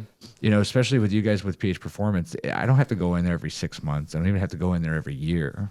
But I mean, to me, what do you guys suggest having somebody that does something like that? Like, yeah, I mean, it's completely dependent on the individual and what their goals are. Like, you know, someone that is just trying to optimize, maybe look for get a professional eye on some of their numbers and help them with a plan to move towards the higher end of the spectrum there. It's probably less frequently. Somebody that maybe is starting a specific treatment like testosterone therapy or weight loss stuff, or, you know, those things, then we want to have more follow-up with them, certainly, because we want to make sure that we're doing it right and that they are seeing the results, and that we are also, going back to what you were just saying, like, focusing on what really matters and focusing on the lifestyle stuff and the things that are the base of the pyramid that are so important that, unfortunately, our current healthcare system just doesn't, again, not necessarily for lack of wanting to, but doesn't have the ability to talk much about. Like, sure. Well, it seems there's a lot more accountability. Okay, so you're like, they're coming to you, and now you're providing a service to them, whereas their doctors are just, you know, as we talked about earlier, just, all right, get on to the next one, get on to the next one. You know, you guys are actually taking their stuff, reading what it is, and explaining it to them rather than, you know, like when I go to the doctor, he just, all right, looks good, see you next year, you know, set an appointment up. Absolutely. You know, and I think what you guys are doing is more comprehensive, you know, like sitting down with the people and saying, hey, this number right here, you know, go through their chart, go through their blood work. This number means this. And in order for you know, us to get this number down to where you want it to be, you need to do this, or well, let's come up with a plan. Let's come up with how we can get you to this better place without, you know, saying, "Oh, you got to take this pill and that pill, or go to the pharmacy." I think what we're all trying to get at is our goal is to reestablish the patient-provider relationship. I feel like that's really gone by the wayside in traditional medicine. Like, you don't know your doctor. You don't know him. But, like, you come in with a tier 2 visit with me, you're going to sit down for an hour. We're going to chit-chat about everything. Because I want to know everything about your lifestyle first, so that I don't know that I'm just going to mask a terrible lifestyle with testosterone. Yeah. Because that's very easily done. And we talked about the younger people having worse and worse testosterone. Well, I think that, if you don't have all your ducks in a row as far as lifestyle, and when I say lifestyle, I mean exercise, nutrition, recovery, which encompasses sleep and stress management and things like that. If you don't have that stuff down pat, like, how do you know for sure you truly have low testosterone? Right. Because it could shoot up, it could double, you could feel incredible, and then you don't have to worry about injecting yourself and For sure. And 6 months quarterly labs every 6 months, and the hassle of like traveling with your medications and things like that. Like, if you don't have your ducks in a row first, if you don't know how to eat relatively healthy in like a isocaloric diet, if you know how to, some form of intelligent training program that mixes both resistance training and endurance training, and if you're not getting, minimum amounts of sleep and some form of relaxation and mental relief, like, talking about testosterone is like the last thing we need to talk about. Right. Yeah. I mean, I agree on that aspect, because otherwise, well, if you're not doing any of those things right, what the testosterone is going to do minimal. You're just injecting yourself to inject it. You're not going to get the benefits of testosterone. And I don't just mean in the gym, but also, thought process, the sleep, all neurological drive. There's a lot more to low testosterone than just you're losing, muscle mass or anything like that, right? Yeah. What are a couple of those things that are also symptoms of that really affect people? Low testosterone? Yeah. So fatigue, like, you take a workout and you're just wiped. Like, no recovery from it. It doesn't matter how much you eat, how much you sleep, you just don't recover. Brain fog, you just can't get your thoughts straight. Obviously, probably the one that men worry about the most, low libido. Yeah. Erectile dysfunction. So no man wants to deal with that. Yeah. Those are typically the most common ones. And I'll say too, I mean, I know you use it in practice. There's that ADAM questionnaire, right? Yeah. That identifies a lot of that. That's just a quick, 10 question questionnaire to go through some of those symptoms without even having a testosterone, blood number or anything like that. Quick screening. Quick screening to identify someone who could be at risk or could be experiencing this. Really easy questionnaire, and something that we use in the office, and something that is easily accessible. Reach out to us if anyone wants to take it and see. I'm happy to send you an ADAM questionnaire to just do a quick screen. Yeah, what's the best way to get a hold of you guys? I know you guys are mostly appointments, right now? Yeah, so I mean, the best way, you can go on our website, of course, phperformancemedina.com, I should say.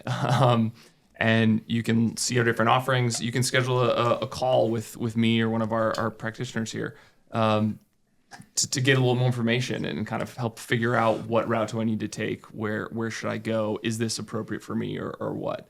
And that there's no cost associated with that or anything like that. We'll happily get on the phone with you or get on a video call with you for 15 minutes and see what your needs are and fill you in on what we do. We try to explain a lot of things on the website too from some of the different offerings. Again, go ahead. Yeah, I think it's great that you guys put the prices on there, but frankly, I don't know. I just see the prices, so it's good that you guys. I mean, but it's different, right? When you're talking about medical and there's actually prices on the website, you're like, oh wow, that's awesome. Transparency. Yeah, you know what you're getting into, 100%. right? Yeah. So I like to think of it as like we are a performance practice where we focus on lifestyle as our foundation, and then we have certain medications that can augment or optimize that lifestyle. Yeah. So, for instance, if you're, over the age of 40 and you have low testosterone and you already have ducks in a row as far as lifestyle, yeah, we can optimize your performance with testosterone. Totally legit, and plus other medications we have. Awesome. It's like that, the thing about the base, the pyramid model, right? Where we're not going to go right to the top of the pyramid or right to, drug therapies or anything like that necessarily. We want to make sure that base of the pyramid that's holding it all up is metabolic strong. health. And that's your metabolic health. That is those lifestyle factors, those things that Josh mentioned, those big four there with exercise, sleep and recovery, nutrition, and kind of stress management. And I want to get back to the cold plunge sauna thing with Doug in a minute. But last thing I did have, or not the last thing, but the one thing I did want to do was on my mind was the metabolic ID. Yeah. You guys said that's kind of like your secret sauce, right? Yeah, so that's an offering that we developed a couple years ago now that is basically focused on metabolic health. We think a lot of our issues with our general health, as well as kind of those people that are trying to optimize but struggling to do so, can be tied back to metabolic health. And so what we developed is this, what we call metabolic ID, which is a blood panel, some blood work that looks at some of the metabolic markers that we know are important. Combines that though, because it's not just about what your blood work says, right? We want to, again, go back to that base of the pyramid, combines that with basically a lifestyle questionnaire that looks at those 4 factors that Josh mentioned, and combines that together into our algorithm to give you a score, an idea of kind of where your metabolic health stands. And the idea is that is a good indicator of your risk for future metabolic health problems, and also something you can improve upon, right? So we know that exercising in this way or eating in this way is going to improve these blood markers, but also improve, maybe even independently of those blood markers, improve your metabolic health. So it's trying to combine all of those things to give people a better picture of where they currently stand, give them something to work towards, but also be, a little more digestible, right? Like not have Josh just spouting out acronyms for you. Like give you something that is, tangible that you can hold on to and say, okay, you know what, my metabolic health was, my metabolic ID was 60 out of a possible 100. And then the report that we create for you gives personalized recommendations on those lifestyle factors, everything, what you need to focus on in order to get that score up and therefore improve your metabolic health. So I know on your website and stuff, it said like diet and things like that. Do you guys get pretty specific in diets based off of that score? Like, are you able to say like, hey, in order to increase this is what you need to do? Or do you guys get that far in depth in it? Or do you at that point bring in a nutritionist, or how does that work? Definitely. It just depends. We can give some somewhat personalized recommendations based on that report, but also, to get really in the weeds with it, we have dietitians on staff that we definitely recommend people utilizing and coming up with a Personalized individualized, plan. completely Right. personalized plan, Yeah. taking into account Well, how their extreme nutritional it is. needs, Right. what they have, any food sensitivities, and also just what their life is like, right? Like our dietitians are not going to recommend necessarily the same thing to someone with unlimited means, single living on their own, to someone with a family of 5 and less disposable income and those kind of things. So we want to take all of those factors into account to create a plan that is doable. Because if we just give somebody something, they're like, well, shoot, I can't afford all organic food and all grass fed, free range and all that stuff. Like, I can't afford that. They're gonna toss it out the window and go back to eating McDonald's. Right. So we want to do everything we can to make it individualized and approachable. Speaking of McDonald's, I was so excited that there's a Taco Bell on this side of the square because like that one time a month that I want to go in there at like 3 in the morning. Hey, moderation, right? I'm not saying Yeah. never go to Taco Bell. I've been my- to Taco Bell but since my college. gosh, We're talking 40 years. But my gosh, I'm like, how is there this many people in Medina? Every day I pass that McDonald's and Taco Bell and Dunkin' Donuts right next to each other. I'm like, how has nobody opened like a Bibi Bop or something there? Baby Bob. Yeah, dude. That's where it's at, dude. If Bibi Bop is like if Chipotle had eggs and it opened up for breakfast. It's the like, Asian Chipotle. Yeah, it's best. fire. At the hospital, they have it every Tuesday. Oh man, That's sweet. That's so sweet. All right, so Doug, let's get back to you a little bit. Are you got anything to add to it so far, David, or are you just No, it's all fascinating. I'm loving all of it. So now that you guys have got Doug, you've got 3 cold plunges. Yeah, we got 2 3 right now. saunas. 2 saunas. We just ordered another one, so Another sauna or another cold another plunge? sauna. Oh, another wow. sauna. And Are these single saunas or are these like 2, 3, 4 so people? the saunas that we have, the 2 that we have right now is one is a 3-person, the other one's a 5-person sauna. They're infrared. Okay. The one that we just ordered is from a company that actually is in Middlefield. Yeah, Middlefield. Okay. Sisu Saunas. Okay. So they're local, Amish built. And this one's more of a traditional sauna. So it's going to have with the stones, where you. Oh, you so even though it's infrared, you can still put water. No, in. this one's not going to be infrared. Oh, it's the more entire thing's This one's traditional. going to be a traditional sauna. dry sauna? Yeah. Well, it's wet. It's dry, but It's not with steam. the Yeah, stones. yeah, Yes. Yeah. It doesn't have a steam generator in Yeah, it. right. It's a traditional finish design, but it's got the rocks. It's got the higher benches. Cool. So with the that's awesome. with the infrared saunas, it's a totally different feeling. Yeah. What you get. The Yeah, like infrared's you can- almost like you a can microwave. breathe.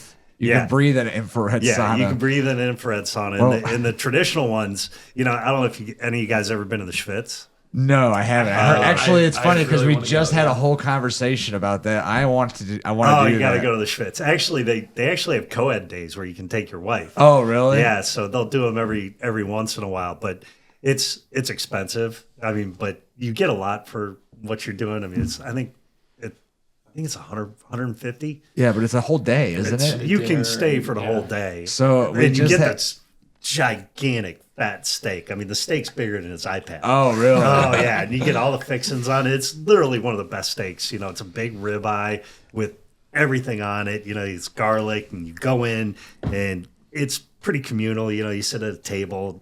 It looks like it's right out of. Let's the go 50s. right now. Well, it's funny because Finish the podcast there. so Dayon was on the show. He's a bodybuilder coach that was on last week. In fact, he's going to be back on Monday. But he was talking about his first trip to the Spitz, and he was there with his dad. And he's like, you have a drink, Yeah. you go into the sauna. Yeah. Do they have a cold plunge there or a pool? What I they have can't a pool. remember. Yeah. So they have he's it's a big pool, and it's probably like 50, Yeah. 55 degrees. Depends on the time of the year that you're in there. The wintertime it's colder. It's in the summertime, and they're not open all year. They have a season. Gotcha. I think it's like September through April or Good to something know. like that. Yeah. But he talked about, he's like, I have a drink, sauna, pool. I think they snack, maybe grab another drink, go back, kind of rinse and repeat. And he's like, I felt like $1 million. I felt awesome. And then we walked out of that place and he's like, I don't drink that much. I was like, holy smokes. Yeah. It hits. He's like, you. but it was a cool experience. Yeah. He's like, definitely something to do. So I'm gonna have to put that on the bucket list. Yeah. And It's fun to do. What's so cool about that, the Schwitz, and sounds like your place is that it's a little like a community thing, Yeah. right? Like it's Yep. not. Here's going a room, here's go in your room. go Yeah. in, which sometimes maybe Some people just want want to be that. alone. I understand that certainly, but that's I like that it's bringing the community in, Right. And don't mean to hijack it all. I won't tell the whole story here or anything, but I haven't been in the Schwitz, but I've been to a Bathhouse. 1,000-year-old Turkish bath in Istanbul, and I didn't know what I was signing up for really when I did it. And you come in and there's like 55 guys in there, Yeah. and it's like, well, this is not just I'm gonna go do a bath and sauna or whatever, Right. or get a massage. It's like this is a communal Yeah. gathering place, Yep. which is really cool. So when we first got started, we had the sauna and the cold plunge in a back room, and people would come and they'd shut the door and they'd go in the room. You didn't know what they were doing and all that. The nice thing about what we do, the first time that somebody comes in, they have to be guided through the cold plunge. So your first time, I mean, you can imagine what it's like, getting into 35 degree water, 38 degree water. It's a shock, it activates people's fight or flight. It keeps them. So what we do by guiding them through this is kind of give them an idea of what's going to happen. So you can say, hey, here's how your body's going to react to this. You're going to want to get the fuck out of this thing.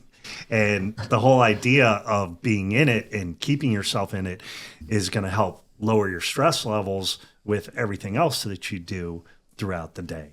So getting into that water in the beginning is just such a hard thing, so that getting through that and getting guided through that helps you realize, okay, I'm going to be okay. And what I've found out and what we've found out is like it takes 3 times for people doing it. The first time, Like while they're there, you mean? well, Or no, in like general? 3 times. You go first time, you get through it, you get through your 3 minutes, and most people are like, that was awesome. I can't wait to do it again. So I was going to ask, do most people get through the 3 minutes the first time? Yeah, they'll Really? they'll get because they understand what they're doing. Do they get in and out, or they just suck it up? No, they get in, and that's part of what having the guide there with you. You know, we've had people who are like, I don't know. As long as is it David Goggins in there with you? He's like, No, you suck. No. You can't get out now. No, it's not, and it's not like that at all. It's very like, you know, we help. What we do is we have them get grounded before they even get in. You know, like just take a minute, think about your intention. Why are you here? You know, is it because you have pain? Is it because you have anxiety? Is it because you can't sleep? Is it because, you know, you want to try to activate your metabolism? You know, what are you trying to do here? Why are you doing this? Did somebody buy you a gift certificate? You know, did you see Huberman or Rogan and just say, hey, I want to try that? Did you see a commercial on TV? Why are you here? So when they come in, we go through that with them, you know, kind of get them ready for what they're going to do, and then tell them what they're going to feel like, rather than just being like, yeah, there's a cold plunge in the back room over there. Good luck. Yeah. You know, and so by doing that, by having that intention of what is going to happen to them, they're much more able to get through it. And it's that first, every time, 15 to 35 seconds. Once you get through that, it's really easy to get through the rest. You know, a couple box breaths, you know, you breathe in for 4, hold it for 4, out for 4. Do that 4 or 5 times and you're through it. Right. You know? And so then what I said by the 3 times, so that first time you're just getting through it. The second time's really hard because your brain is saying, wait a minute, I don't want to do that again. Yeah. Right. But your body is saying, but wait, hold on. You know, we slept better. You know, that all that inflammation that we had is gone. And so then the third time is kind of when your body and your brain get together and say, oh, I get it. You know, now I got it. This is something that really helps. And so by that time, people are either like, yeah, I'm in, or they're like, yeah, I tried it, I'm out, you know? Yeah. And so that's what we do is we try to get people to come 3 times, and then they can make a decision. And by that time, you know, they're like, yeah, sign me up. I want to do a membership, which for us, unlimited, come in, cold plunge sauna, $149 a month. That's a really great deal. Yeah, it is. I mean, if you guys were closer, I would definitely. I mean, just that. I mean, that's a really great deal. Yeah, especially if for those people that live really local to you guys. Yeah. I mean, you could do that on your way to work, Right. on your way home. We whatever the case got might be. guys that come in, are guys and women. Now we're up to around 75 people, members that we have. But we'll have a guy come in, change out of his suit, or come in, you know, in his regular clothes, plunge, put his suit on, go downtown. Yeah, you know, and it's amazing how many people just like 2 minutes gone. I think that like the number one thing that you can take from cold plunging is it's a form to train yourself to deal with stress management. Yeah, Absolutely. Like it is so stressful. Like you know that's gonna be cold. You know you're gonna be very uncomfortable, but you know that you have control over your mind. You know, it's have control over your body all the time. Yeah. So like it is a form of stress management. Mm-hmm. yeah, I agree. Plus, I mean, it's you know, it does suck, right? Yeah, it totally sucks. I never look forward to it. Yeah. I never look But when forward you- to it, when but you I get- never regret it. So for me, and like I said, I don't have a cold plunge; it's just a cold shower. But like for me, it's like the last thing you want to do when you get up in the morning is get into a cold shower, and the last thing you want to do at the end of the day is do the same thing before you go to bed.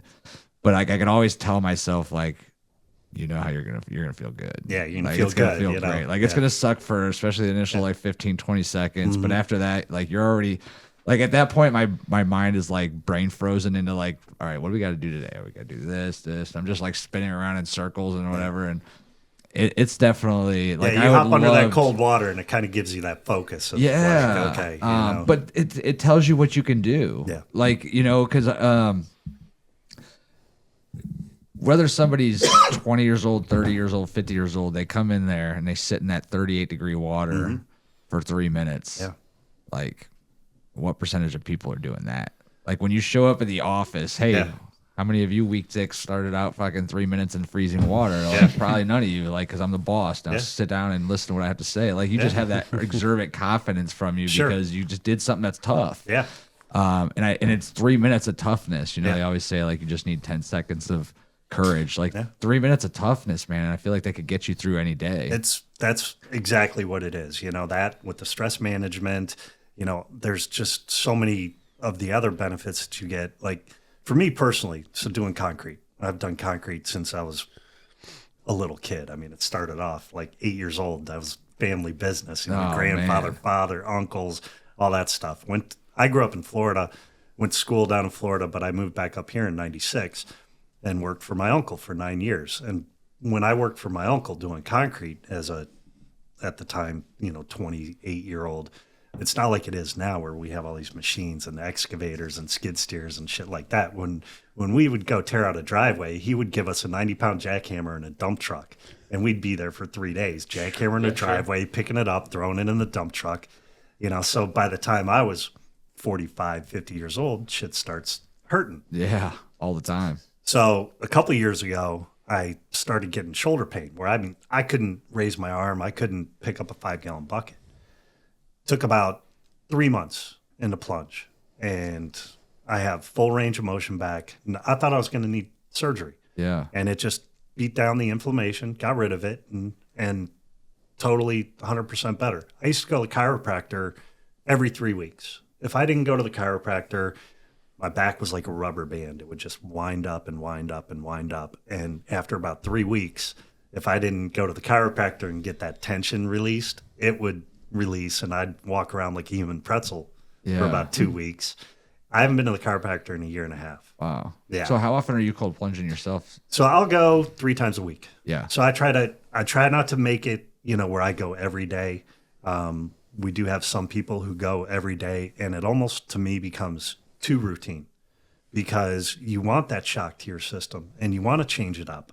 So some of the things that we've done, instead of telling people to go, you know, 3 minutes every time and get in, get out, try changing up the temperatures a little bit. Try, instead of just going in and sitting there and, you know, gritting through it, try moving around. Does your water move? What's that? Does your water move? A little bit. And it about depends on the tubs. We have 2 different kinds of tubs. The 2 inside ones that we have are Morosco Forges. So they're the ones that you can set. Those are the ones that Joe Rogan has. Okay. So, you know, you can set them to make their own ice. Oh, so, wow, I mean, yeah. you're breaking, you know, chunks of ice on these things. Those are more of a lay down in it type of thing. And then we have one that we keep outside on the patio. And that one's more of a bigger inflatable tub. That has a little bit more water movement to it. And Cold. It is colder. It feels colder, you know, and by not having that thermal envelope around you, it feels colder. You get more benefits that way.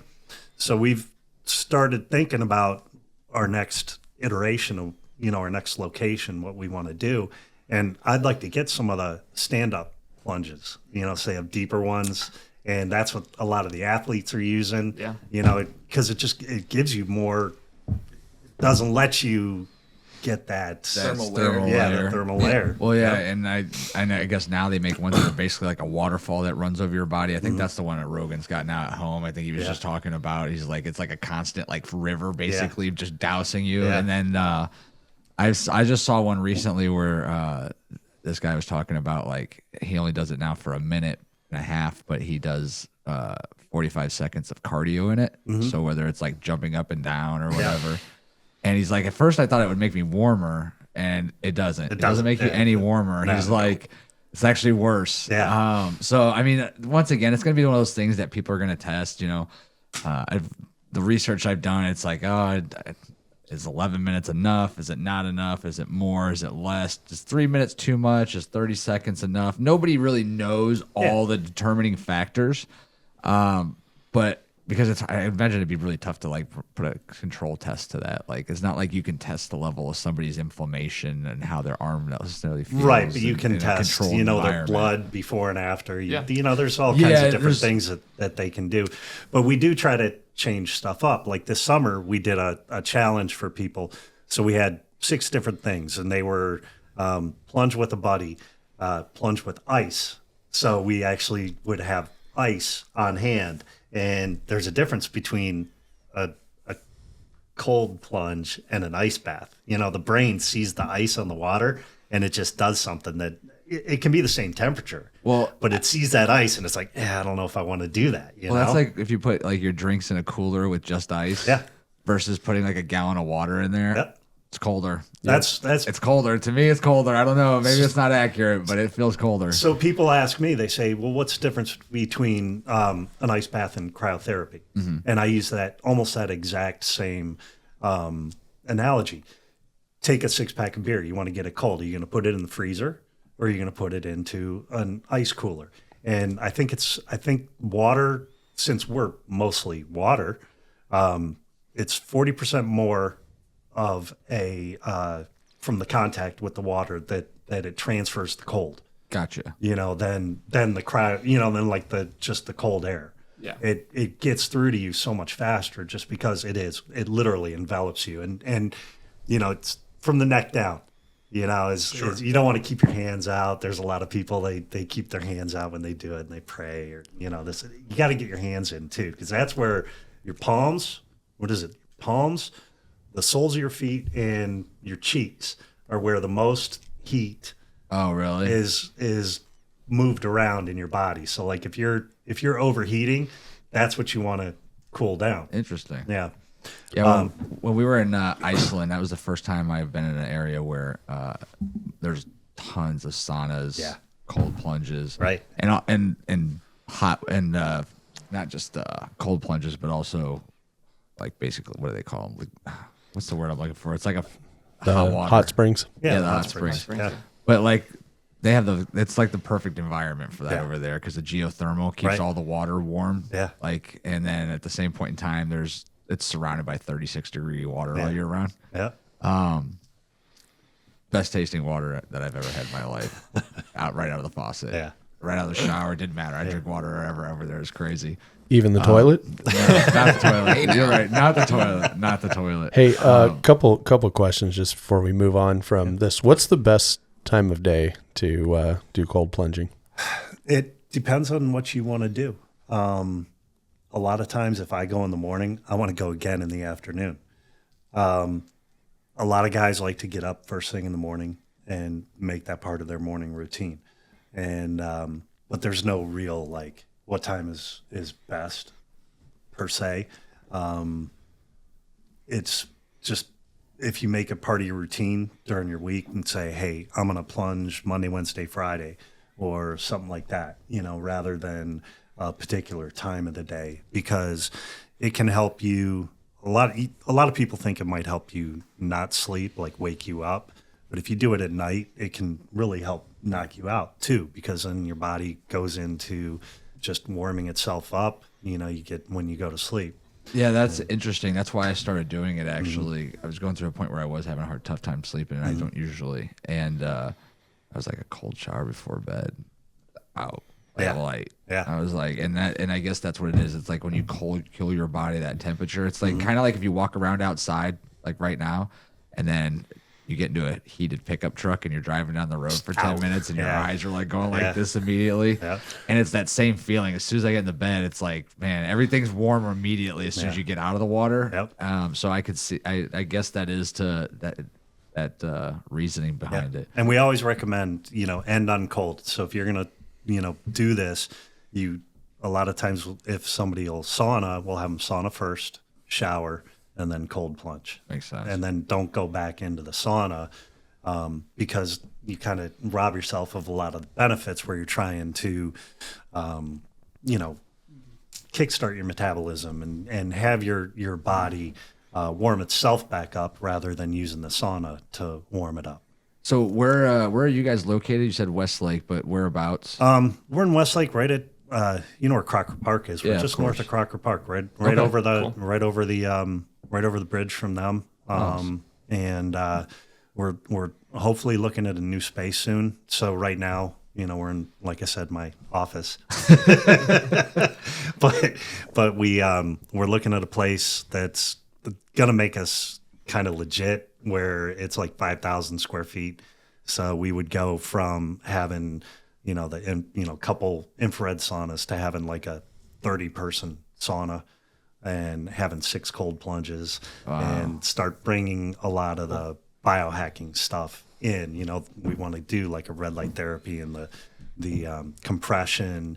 I don't know if you guys have ever heard of this EE system. It's this enhanced energy system where they're basically going in a room.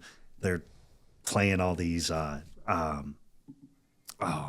It's hard to even explain it. You go in and it's using these waves that are like charging it. Different the frequencies and recharging your batteries, your cellular batteries. It's pretty interesting. Yeah, that's pretty sweet. I mean, and having a bigger space will allow you to do a lot of that stuff. There's nothing like, you want to really find out how good of a person, like how good of a conversationalist you are. Like walk into a sauna with 30 other men in their underwear. Like, like you're gonna find out real quick how confident you are in yourself. Like you're either the guy talking or the guy hiding in the corner that walks right out. But you know, some of the best conversations happen in a sauna. You know what I mean? It's like they're just all just sitting there, just talking. Nobody's on their phones. That's the beautiful thing about what we have, that communal feel. We found that people, one, it's a bad business model to just have it in a room, because what are you going to have? 8 people in there a day? 16. You know, if it's a half hour thing, you can only have 16 appointments. So, you know, it doesn't work. You just need a group ice bath so that you can have like corporate retreats, corporate events. That's why, like the new place that we have, we're designing it's going to have like 6 2-person plunges, so you can plunge 12 people. Get the team together. Yep. There you go. Yep. Hold my hand. We're going in. That's awesome. Team bonding. Yeah. Yeah. Right. I mean, why not? Let's do this suck together. We used to, you know, the ice bath, and when I was in college playing sports, playing volleyball in college. Yeah. Hit the ice bath afterwards, and we'd cram like 4 dudes into what was supposed to be more of a one-man ice bath. Right. You got to do what you got to do. Suffer in with our teammates. Yeah. You know? I forgot you play volleyball. You're gonna have to help me. I'm trying to convince Craig to put a volleyball court at the gym. All right. He's like, I could sense that he's thinking of doing it. Let's go. Like, because you know, get Josh out there. Yeah, dude. My wife and I started playing in the leagues last year for the first time, and I was like, this is so addicting. Like we would literally play 6 volleyball games, and then leave, and then go to another place and play till like 2 or 3 in the morning with all our friends. Oh, nice. And you get 7 hours. I wouldn't be able to walk the next day after spending 7 hours on sand. But I was like, sand or hard court? You know? It was sand. I will never play on a hard court. If volleyballs go to the gym, dibs on Kevin. Yeah. he's definitely on my team. He played D1 at Ohio State, won national championships and stuff. Yeah. True. Wow. He's my volleyball coach. That's awesome. So what led you to this development? I know you guys all talked about you started in medicine. Were you at what was your position at the hospital? Was it? Yeah, so I worked for the Center for Functional Medicine. I was an exercise physiologist and health coach, led the kind of health coach team over there. And that's where I met Sarah and Logan and you know, kind of led me here. That's awesome. Yeah. Well, I'm excited to have you guys in town. Yeah. You know what? I haven't played, unfortunately, like a post-COVID. That's when I picked up bowling and put down volleyball. Yeah. But I would definitely love to play more. Yeah, absolutely. Well, before we wrap this up, I don't know where to go. Do you guys have any other things that you want to make sure we touch base on? I'm sure there's a couple things, actually, not to cut you off. But I did want to go back, not to the ice bath question or the cold plunge question about like when to do it, when not to do it. I wanted to bring that up because I love a cold plunge. I think it's a great modality. There is evidence that says like immediate, post strength training workout is you not don't want the to best do time it. to do it. You don't want to do it after your workout. That inflammatory response, everything that it's stunting, is also going to stunt that hypertrophy response, and you're not going to grow as much muscle. Good to bring that up. Yeah, you want to do it before. You want to do it at least the studies we've read had said 2 to 4 hours before you work out. So you don't want to do it and then go right to your workout. If you're going to do it, you want to do it 2 to 4 hours before you work out. Go work out, and then go about your day. But you don't want to do it if you're trying to build muscle. Yeah. Gotcha. It's a recovery tool. Yeah. So keep that in mind. Like it's a powerful recovery tool. It will tune down inflammation. Yeah. And it's been proven to be extremely helpful in any sport that has more speed power components to it. Gotcha. So like traditional team sports, American football, so on and so forth. Yeah, boxing things. Yeah. So like just for example, when I was using it after volleyball, after hard training and hard practices, the use there right after that hard training made sense in that sense because my goal was not trying to build muscle. To build muscle, my goal was to get through the season and be able to play again tomorrow. The next so day. That's where it's good post training. Yeah. To recover better and be able to get you back on the court or field or and Adaptation whatever. isn't your goal at that point. Exactly. Recovery and performance is your goal. Exactly. Right. Yeah, it makes sense. So yeah, I just wanted to hit on that just because I think that's important for your audience here from some of the episodes. Yeah, no, I I've listened to, 100% for sure. agree. You know, Yeah, and then For those that are following along at home, that are not training, that are just going to go out in their backyard and make their own cold plunge, what's the danger of hypothermia? You don't want to stay in, like, we've had people, so we had to limit people. At first it was 10 minutes. Now we're telling them 5 minutes. Because we were having people that would go in, spend 10 minutes, then go into the sauna, then come back out, spend another 10 minutes in the ice baths, and it was stressing their bodies too much. And this is mostly women. It wasn't guys. You know, we'll get a couple of guys who are trying to one up, but not too many. And so we've limited it to five minutes, and it's a minimum dose effect practice. You're not going to get more benefit by staying in longer. Totally. By staying in longer, then it's just a mental thing. But if you stay in for that 3 to 5 minutes, that's all you need. And that's anything more is overkill. Diminishing returns. I would say diminishing returns, I would say on top of that, like you mentioned earlier, like doing it every single day or whatever the case might be. Like, at what point do you become immune to the benefits of it at that point as well? You never become immune to it. I mean, you really don't. I've done hundreds of ice baths, and I never say, "Oh, I can't wait to get in there." And it's that first 30 seconds. Is the hardest. And so that's when I said we did this challenge. One of the challenges that we did was you would do 30 seconds, get out for 10, back in for 30, out for 10, back in for 30. So you're getting that first jolt 3 times right away. And it's really hard to do. It's very, very hard to do. Yeah, I picture most people on the tub like this. Like, I don't want to get in, kind of like on the cartoons. Back in the Like a cat. Like a spider over the top of the thing. Now, what about sauna therapy? 'Cause we just had a couple of saunas put in here at the local gym. I've never had access to a sauna like basically any time that I wanted. Yeah. About an hour a week, I think, is where you're going to get the most benefits, 15 to 20 minutes at a time. Depends on which sauna you're using, if it's going to be the infrared or the traditional type sauna. Ours are infrared. I would love to have a traditional sauna because it's just a different kind of. It is totally different. The heat. Yeah, you can't. It's just Like it's funny because ours go up to I think 150 and I'm like, so that's about what the infrared's going to be, about 150, 160, and it doesn't need to get any hotter. Yeah, you get into a regular sauna, pour some water on the rocks, and that thing's hitting 200 degrees, and you're it is. That's a jolt. It is.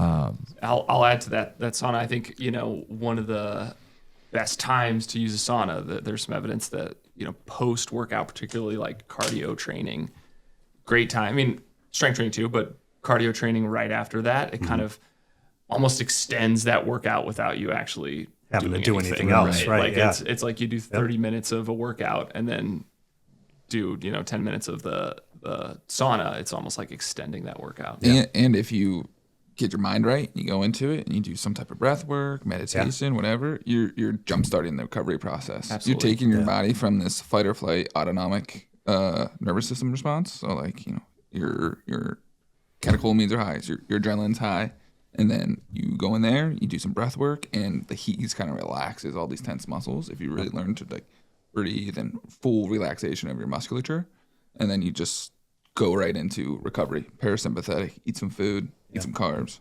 relax, chill. Yeah, my big thing with that recently is I've been doing it before I stretch. It like feels like it loosens me up a little bit. I get a much better stretch. Too. I don't know if that's necessarily the case, but it feels that way, at least at this point. Well, no, I mean, when you're for training, right? Like we call it a warm up. That's part of the goal is literally to get the muscles warm up your body. Good to have movement warm up as well, right? Like Yeah. you wouldn't want to jump from the sauna right into a 500-pound squat or Right. anything. No, You definitely need to do not. some dynamic warm up as well. Yeah, I gotta mention this concept that I thought of. That when Logan listens to this podcast, she's gonna be so mad that I talked about it on here.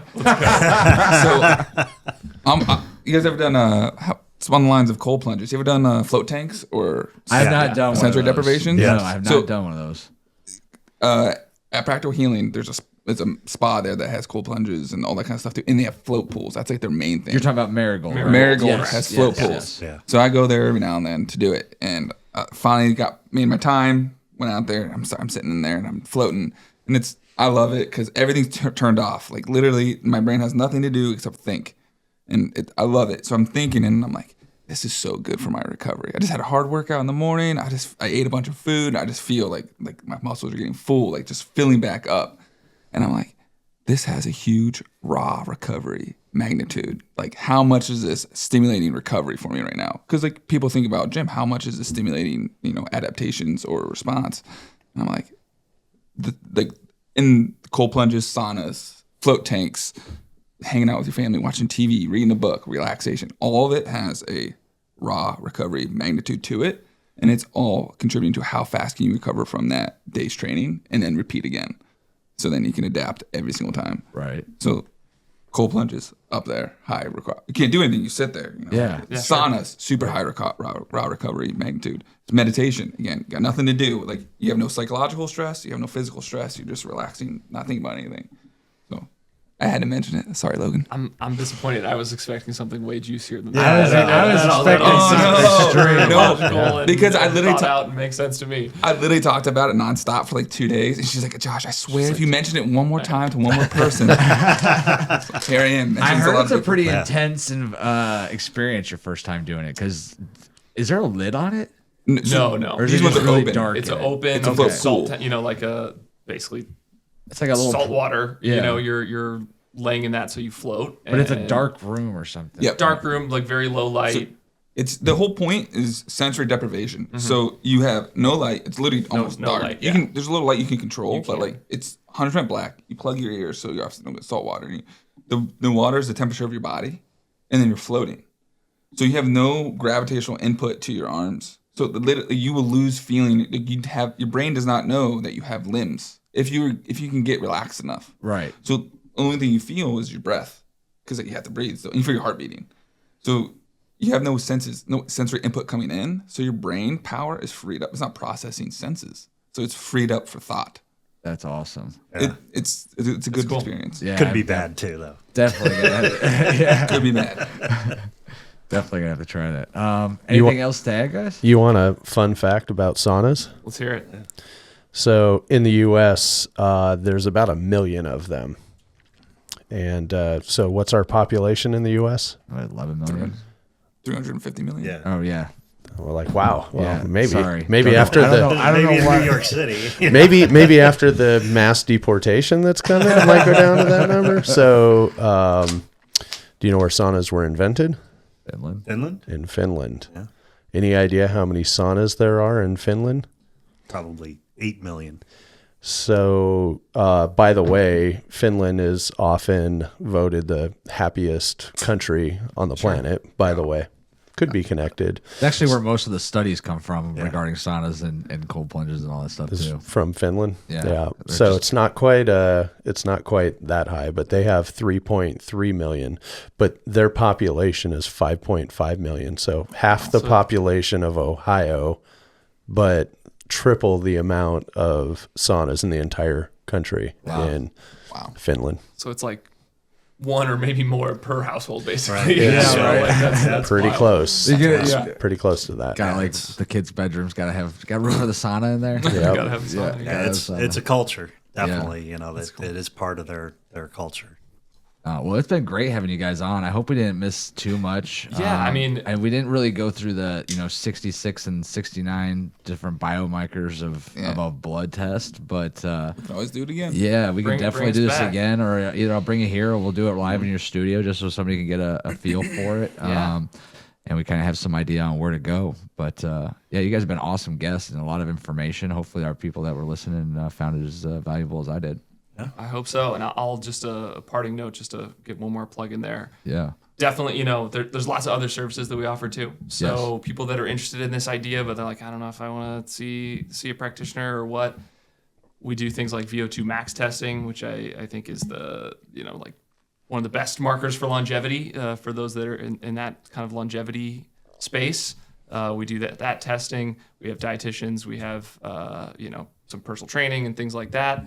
And then there's also I was thinking about it when we were talking about the community aspect of your place, that we do have a group that we've started called Rebuild. That's like a 12-week men's program that is centered around metabolic health and weight loss. So, includes practitioner visit and some labs and things like that. But those that are also, in this kind of thing, this guys' night that you're doing here, that also are craving that community and doing it alongside of others. I think it would be an awesome thing for that crew. Yeah, that's a great idea. I mean, anytime you put a bunch of guys in the area and have them do something, it's usually spurs networking, conversations. Totally, there's just a lot of benefits to it. Plus, it's just sometimes good to get away from the wives once in a while and have that bro time. And if you're doing something that's good for you, it's even better. And it's hard, right? Like this stuff is hard. So just doing it kind of alongside others. Yeah, having some support. Same thing with the cold plunges. Like doing it alone, it's harder to probably step in if you're just going into a room alone. But when there's 4 other people in the room and they're, you're talking about it and they're encouraging you and they're telling you your experiences, it makes the hard stuff easier. It sure does. And competition's always a good thing too. That too. Yep. Yeah, absolutely. Definitely. What are your thoughts on fasting? I think a lot of thoughts on it. Yeah. I always ask, this actually just came up with my wife, but make sure, what's the goal? Like, what's the goal with your fasting, right? That if it's just something cool that you thought, oh, like this person does this big, 5-day fast and all this stuff, without any purpose behind it, there's also some negatives that can come along with it. I think there's definite benefits to time restricted eating, limiting caloric intake for certain periods of time, cell regeneration, and all the stuff that comes along with that. But also, whenever someone's talking about fasting, I want to find out why they want to do it and what their expectations are, because it's not always the best way to accomplish it. So we can dive into that Another time, certainly. But but it is a good one.